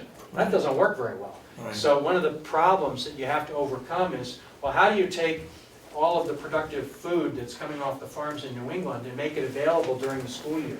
A lot of that means that you've got to process it, you've got to turn it into things like tomato sauce and things that you can freeze and make available. If you are processing it correctly, you don't lose any of the nutrient value. It's still local, you're still benefiting local farmers, but a lot of the infrastructure and that intermediary processing doesn't exist in New England.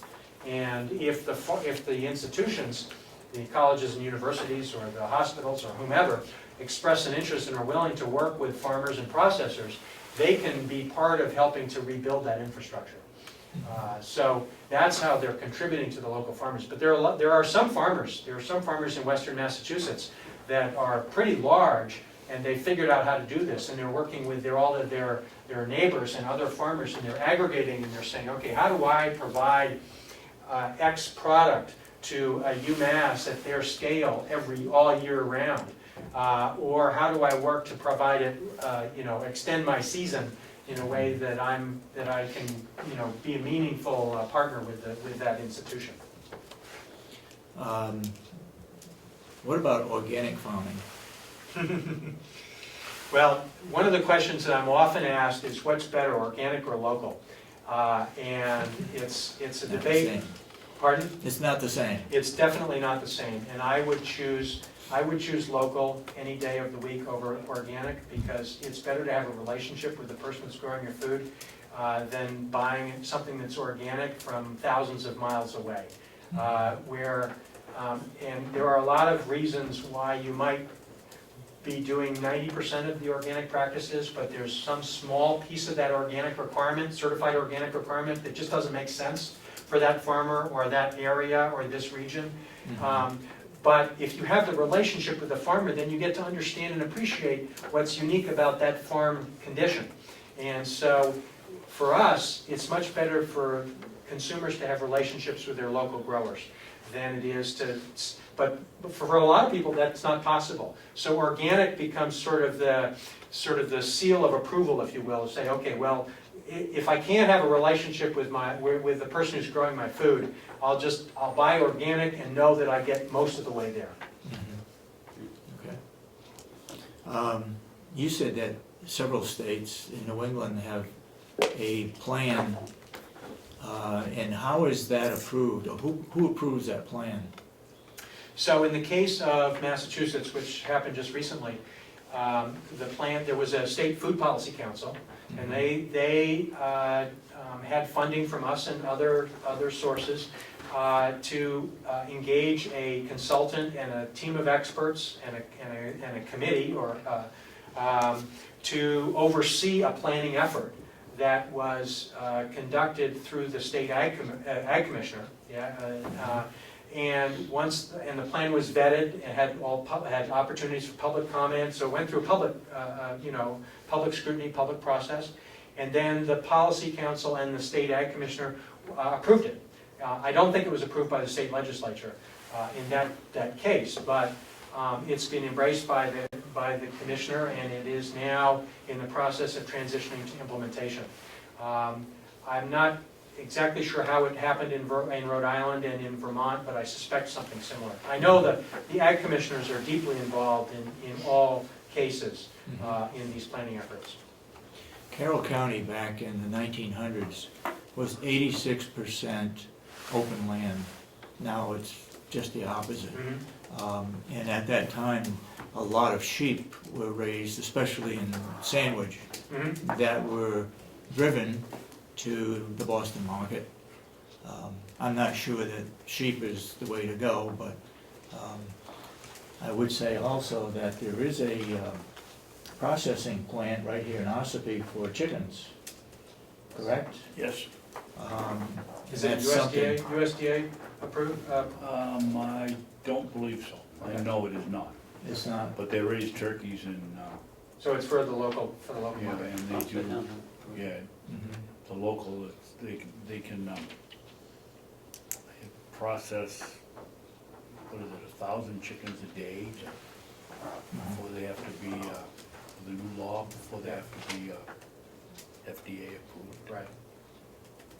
Well, that's a big weak link in the system, is processing, is meat and poultry processing. A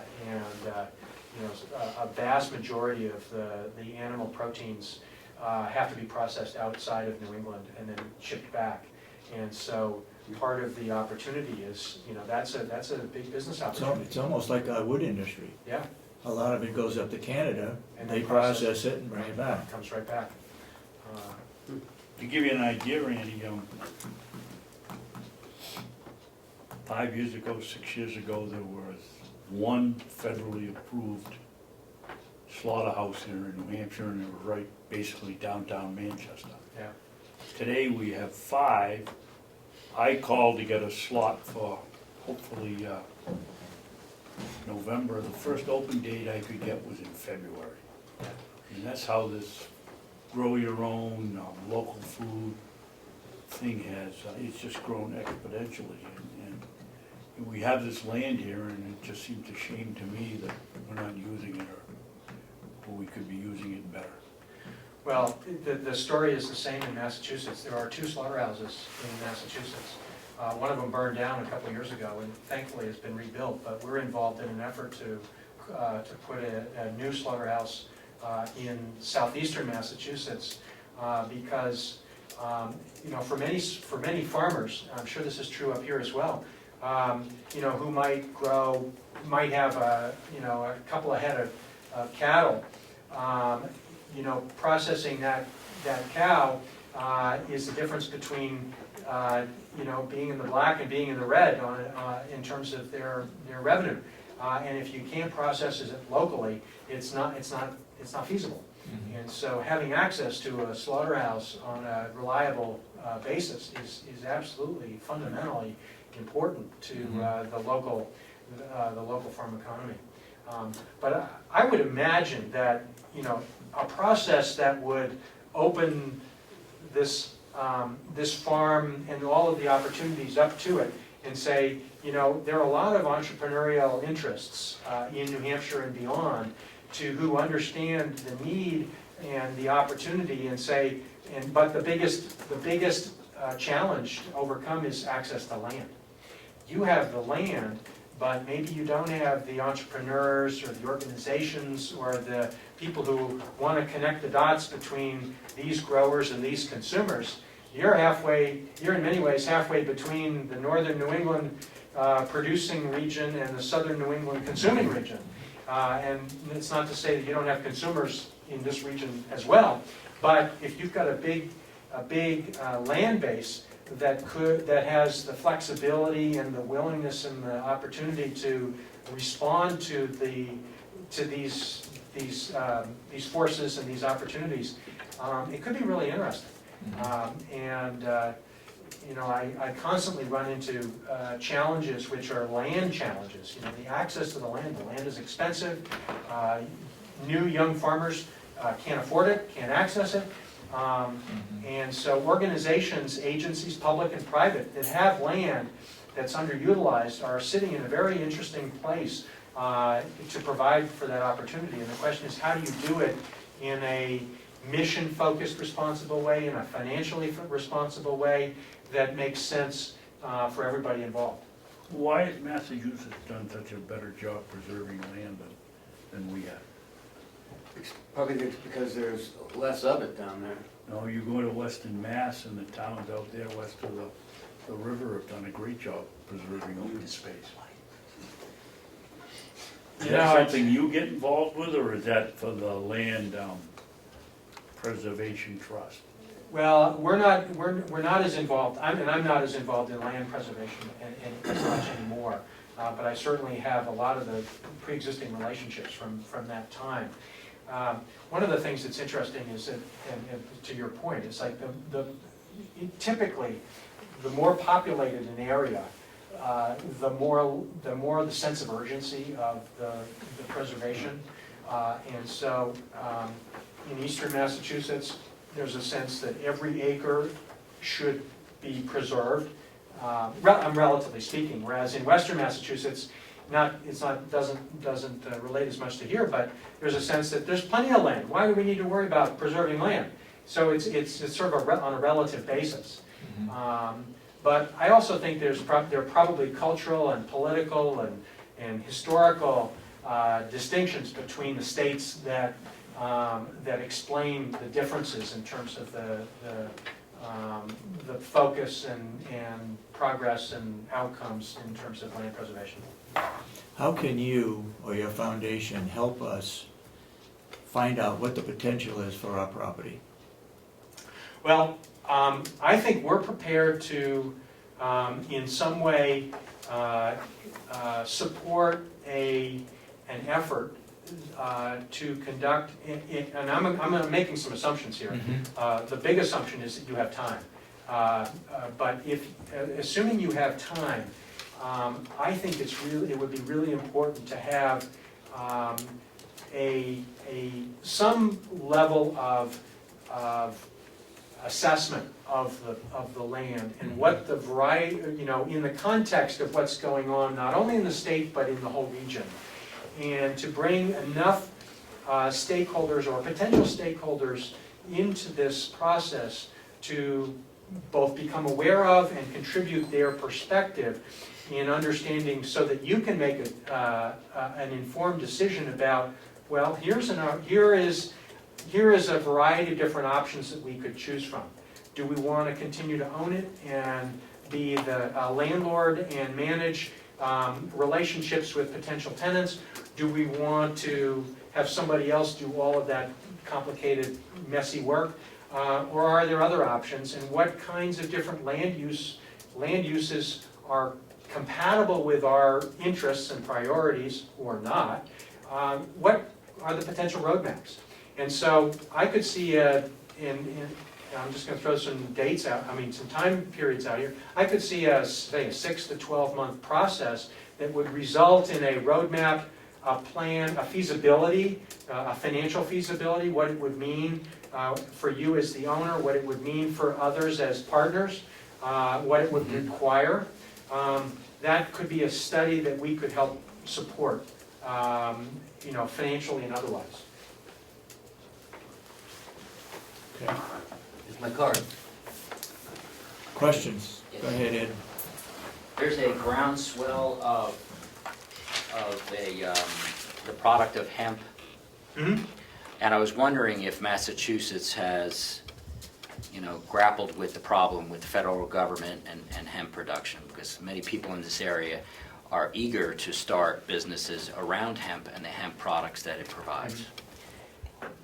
It may be going on, I'm not aware of it, so I really can't speak to it. Thank you. All right, well, he's gonna have to go, but go ahead, Dan. Speaking of land uses, I was kind of curious if the county allowed people to hunt or would be interested in allowing people to hunt on maybe the forest land. It's a question we can answer when we're not taking up his time. Yeah, Well, I mean, yeah. some- Let's save that for another day. I Okay. don't know if you had any thoughts about hunting. Well, I think it's got to be part of the, if there's a process to determine how this land should be used, if that's a use that's important and valuable and needs to continue, then it needs to be part of the mix. On the other hand, if this land, it may be something that could be or should be excluded. And whether or not it's compatible, trying to figure out what that jigsaw puzzle looks like for the future of the whole property is, I think, part of the what's needed. Susan, you got it. Yeah, just very quickly, I have to say to you as optimist that your conversation and your perspective and your ideas, you sound like our Commissioner of Agriculture, Laura Merrill. Who I know and really like. She's very. She's terrific. And she is. Yes. Lots of insight and lots of ideas. We do have lots of small group organizations. We have a wonderful UNH Extension Service that's been very valuable to very many people. We have some small farmer groups, and we have very active farmers markets. Mm-hmm. We have some community agricultural groups, and I think the players are here for a public-private partnership. Mm-hmm. I think one of the questions that was asked having to do with the private sector be compatible with the public sector, or do they see that as competition? I think they don't, and having served a period of time with the group that has been attempting to save the county farm, I can say that indeed there may be a few farmers around who are feeling threatened that if the county farm were to start producing more, it would hurt their business. On the other hand, I think if the cards are played properly, as you say, they would welcome that. Because indeed, if we give them an opportunity to use the land for their own production, for their berry picking and their fruit trees or whatever, the stage is set. We have wonderful expert farmers as well as Extension Service giving us much more than we could ever name. Sure. Thank you for being here, and it's unfortunate. I love the fact that you want to take a walk around the farm and see what's here, and we should have done that a year ago with our state representatives who don't always understand exactly what's here in terms of not just property, land that you can put your feet on, but other resources, including the inmate population. Sure. So, yeah, I would just to respond, I can tell you sort of, I mean, the threat to farmers is something not to ignore, or the perceived threat.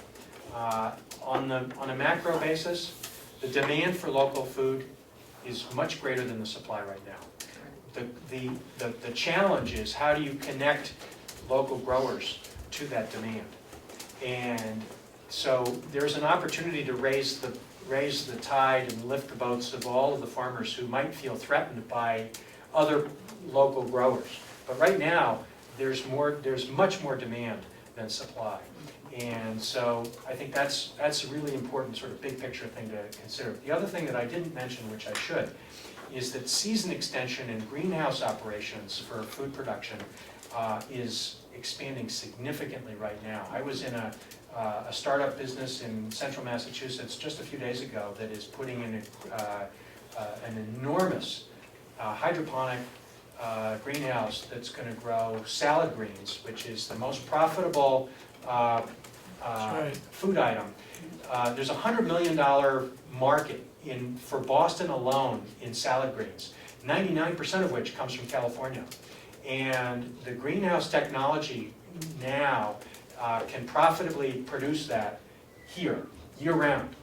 And it's already happening. And so these things are literally sprouting up all over the place. One of the questions I would ask for this farm is that a compatible use? Because there may be entrepreneurs who are looking to grow food in greenhouse operations, which by themselves represent economic investment, jobs creation, year-round, which is one of the challenges and needs. But it's a different kind of land use. It's just a different kind of farm. And it's not using land, actually.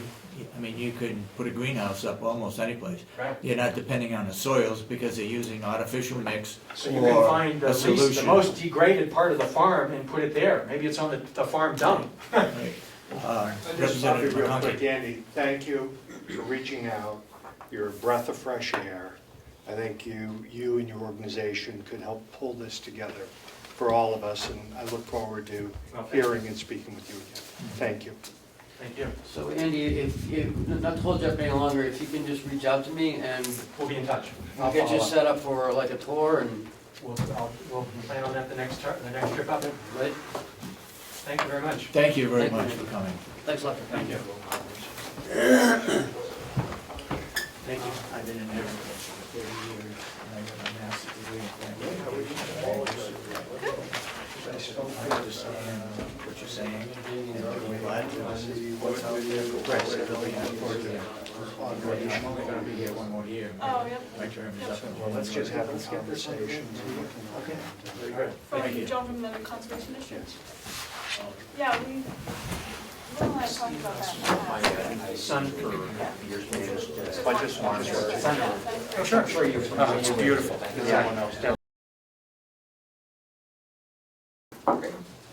Babson, I come don't back know in. where he went.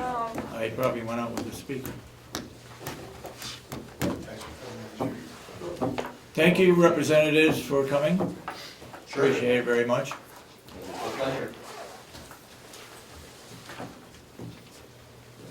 Um, Will you go for a walk or? I don't know, I can't continue on by myself, I suppose. I can't make a motion to adjourn, or, If we could have go a ahead. little conversation here back and forth about the other people here, not to make decisions, but can you help me to understand where we find the RSAs that delineate the positions and responsibilities and authority of the county commissioners in program development? So if someone comes forth with a grant and a project, a marketing plan, if you will, a business plan, and we give that to the commissioners, Yep, can the commissioners act on that without having, if there's no if there's no budget, money involved, we can. you can act on that? I believe so.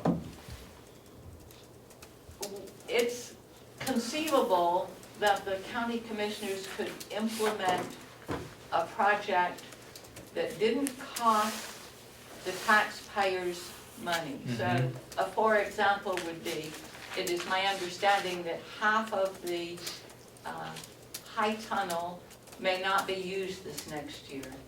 I did, yeah. And that comes from having watched the video of the subcommittee. And it's in the minutes, yeah, of their meeting. There was conversation about that.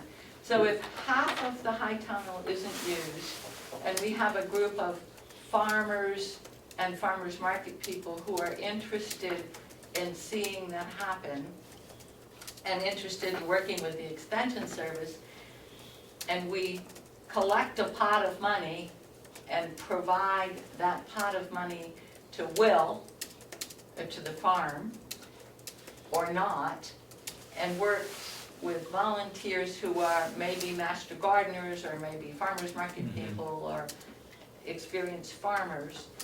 And then there's revenue that's generated from that. In order for the county to accept the revenue, we would have to get the approval of the delegation? Not to accept the revenue. Not to accept it. To expend money, we would. Yeah.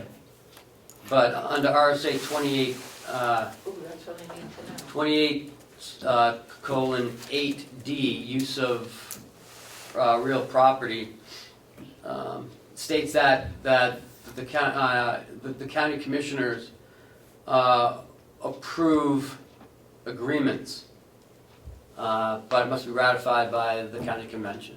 Delegation, yeah. The county convention. So the commissioners have to approve it, ratified by the county convention. Doesn't work the other way around. So, for example, thinking of timeline here, if somebody presented next week to the county commissioners a proposal so that we could get something going in the high tunnel this spring, do we have to wait for the delegation to say To use the property, yes. the use of the property has to be approved by the delegation? Okay, so in I light don't of the think that would fact be a that major the problem. delegation tends to think No, I don't think so.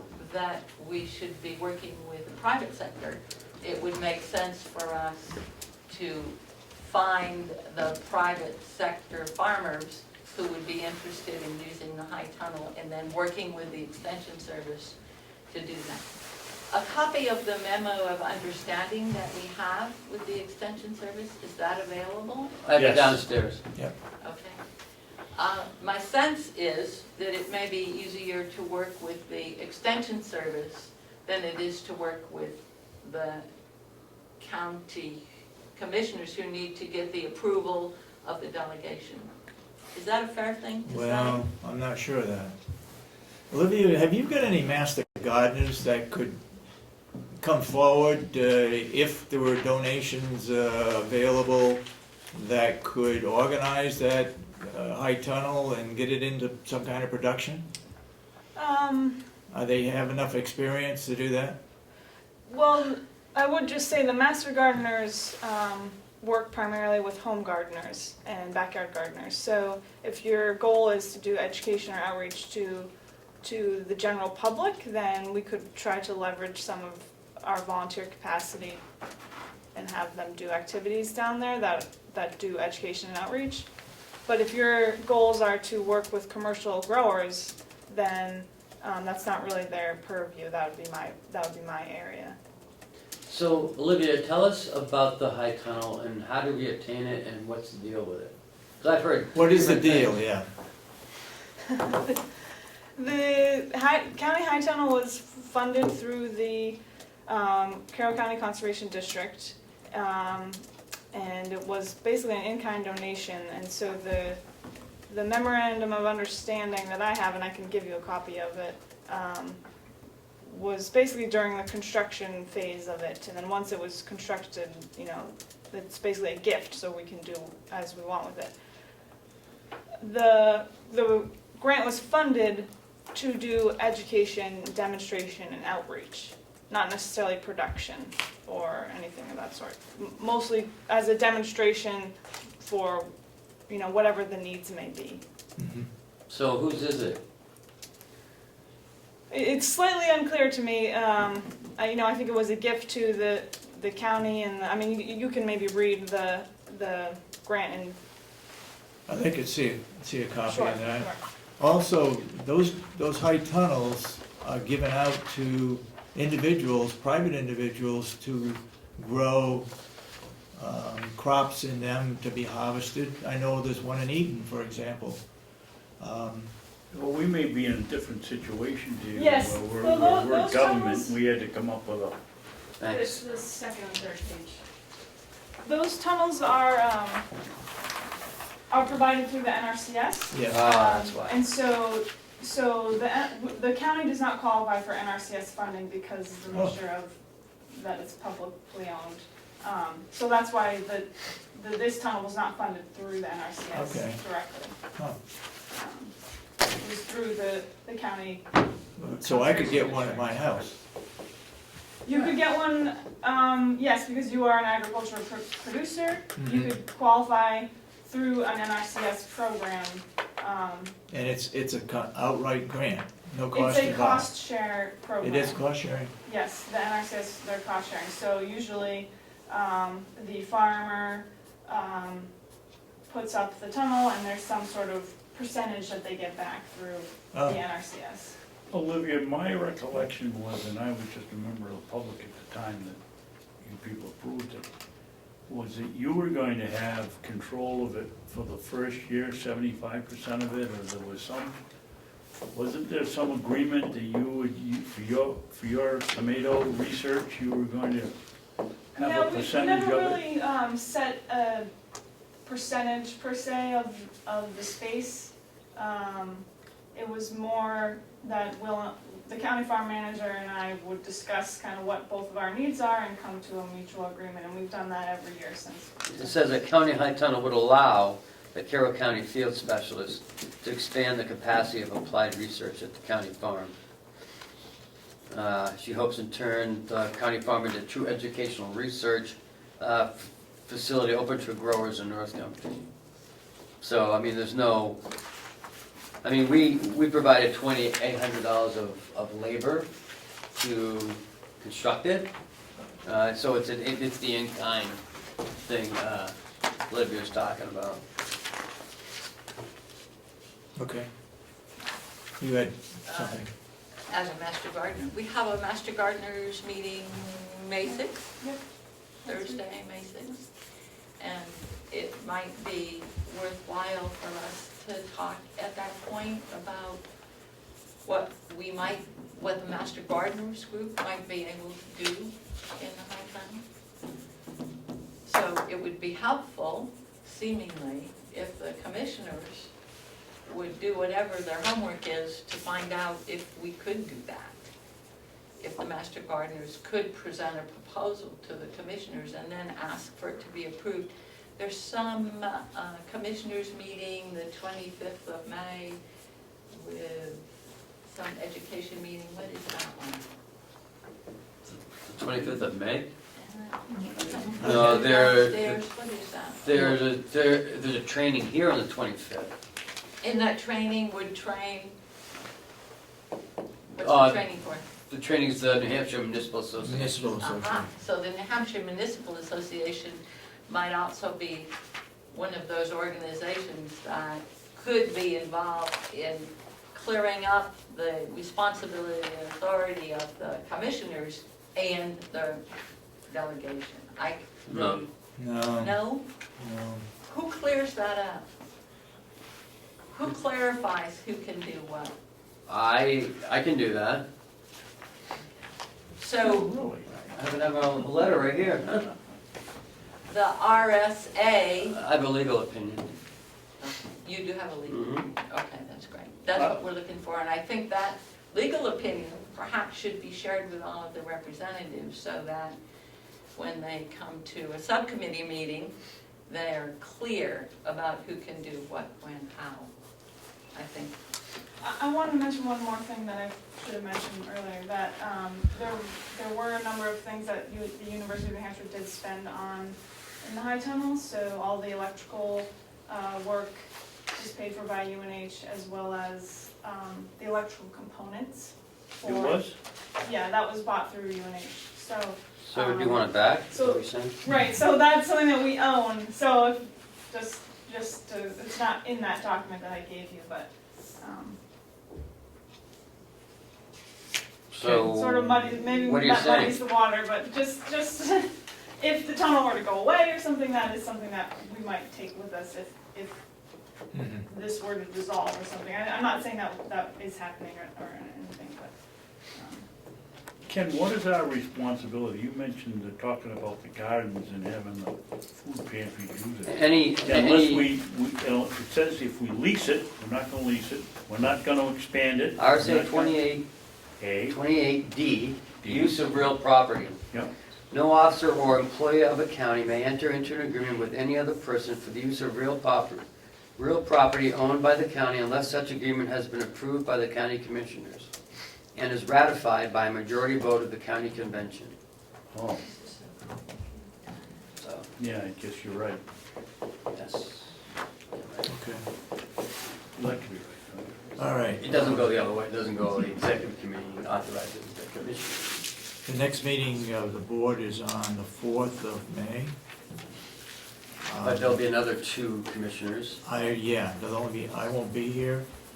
The full board will be meeting on the 13th of May, which is a Friday. Will you two guys wear your name tag so we'll know who you are? Are when you you come back? gonna be here on the 13th? We're gonna be here every day, every time. You guys actually look alike now, so I don't know which Dave is Dave. You I both got- have mustaches, I white got more hair. hair than he has. So, are we all done today? Any other public input? I got a couple Yeah, things. go ahead.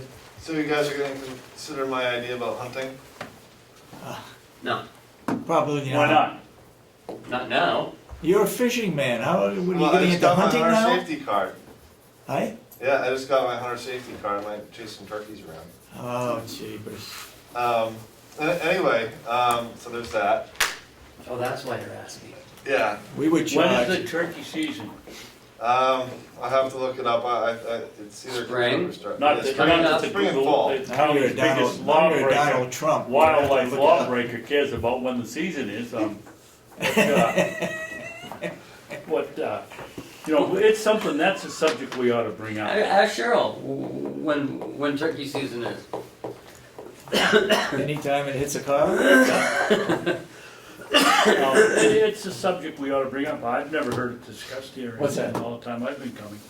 Whether we allow hunting on this property or not, I think we certainly should, but that's my own opinion, and I think we ought to The discuss only it. thing we've had is snow machines. Stratford does it, and they only have 180 acres. Or actually 212, but. Anyway, it's something we Hunting ought to has put on the been, agenda. hunting has been done on our property. Done all the time, the deer season up back there all the time. We ought to put it on, come up with a policy, Okay. because turkeys are out in the field and they're close to the buildings, And shoot and them. create a different, You got another question? Oh, I do. So one of the thank you, David Babson. The other question I had was in our teletalk we did one about the farm, and it was mentioned that people were concerned about people who come to the farm land leaving contraband out and then the prisoners getting it. Yeah. Is that a real concern? yes. And it's going to be managed in a way that the prisoners and the public are not sort of mingling. In the past, it's been a major concern. I know with the previous boards, a couple of boards back, they wouldn't allow any pick-your-own because of possibility of contraband being picked up. This By Jason inmates. has a different attitude about that. But this, what? This Jason has a different attitude about it. We do searches when they come back in, and we do cavity searches. Yeah, we have a different administrator at the jail. We have probably a different board of commissioners that I think would look forward to pick your own blueberries. In fact, I didn't mention it earlier, but the demand for blueberries is great. There are people that can't get enough blueberries to sell. We had that question come up, or that letter that came from Spiderweb, as to how we wanted to handle the blueberries, whether they would come in and manage it and pick it, or whether we would pick it and sell it to them, or whatever. But it seems like we can't get enough high bush blueberries to meet the demand. Is that correct, Olivia? You're not aware? Okay. I won't put you on the spot. Well, I think we ought to move forward with the high tunnel. You're gonna use 50% of it, At least that, yes. then can we, How big is that? The tunnel? 96 feet long, 32 96 feet by wide. 28, I think. Wow, so that's pretty big. yeah, it's good, It's yeah. not as big as this room, huh? I've offered to donate Larger than this? drip irrigation Not as wide. for inside the high tunnel, not for outside, but inside. I don't know if there's drip irrigation, somebody, Will Yeah. said that there's drip irrigation already there, Yes. so you don't need it? We can probably reuse what is there now, yeah. Okay, There's no reason that I couldn't fill it up. I can easily put plants in there. The question is who is gonna be managing those plants and harvesting them so that they don't become diseased and become a problem. That's the problem, because So it's no issue for me to get more plants and put them in there. can You you know- get, sweet 1000s tomato plants that they can use at the nursing home in salads? They Can could, you but get who's gonna be cucumber doing the plants? picking and managing and trellising, training of those fruits? Yeah, That's my concern. I don't have the time to do that. That's not but do my- you have the time to train people to do that? If there were inmates or labor that was reliable throughout the whole summer, potentially, but if there are inmates that are only there for a few weeks or a month, then, it's good to have Yeah. someone that you can train for And the whole master season. gardeners could not do that. No, that wouldn't be something they would do. Well, let's work on it, we got a couple of weeks, let's work on, see if we can, there's gotta be a way that we can use this space Yeah. and not have it go to waste. Gotta be. I'm in support of planting that to the hilt, but probably successive planting so that it all doesn't come in at one time. I mean, nursing home can use tomatoes and cucumbers. Tomatoes, cucumbers, and lettuce, but apparently lettuce is a crop that gets dirty and nobody's willing to spend the time to wash it. But as that gentleman said, the green crops are in demand. We can't meet the demand. And there's money involved in it, because you can have many different crops growing throughout the season, 2 or 3 in the same land, same soil, if you do it correctly. Anyway. Any other public input for the good of the county? Yes, John? Wouldn't lettuce, greenhouse grown, require less care and attention, because you wouldn't have to really wash it, especially if you're not using any chemical? I think you could use it on black plastic too, to keep down Alright. the, Yeah, you wouldn't be able to grow lettuce in there in the middle of the summer because it would be too hot for it. Bolt? yeah. Yeah. Yeah, Yeah. okay. All right. Make a motion, we adjourn? Okay, I'll second. All those in support of the motion say aye. Aye. Aye. Thank you all.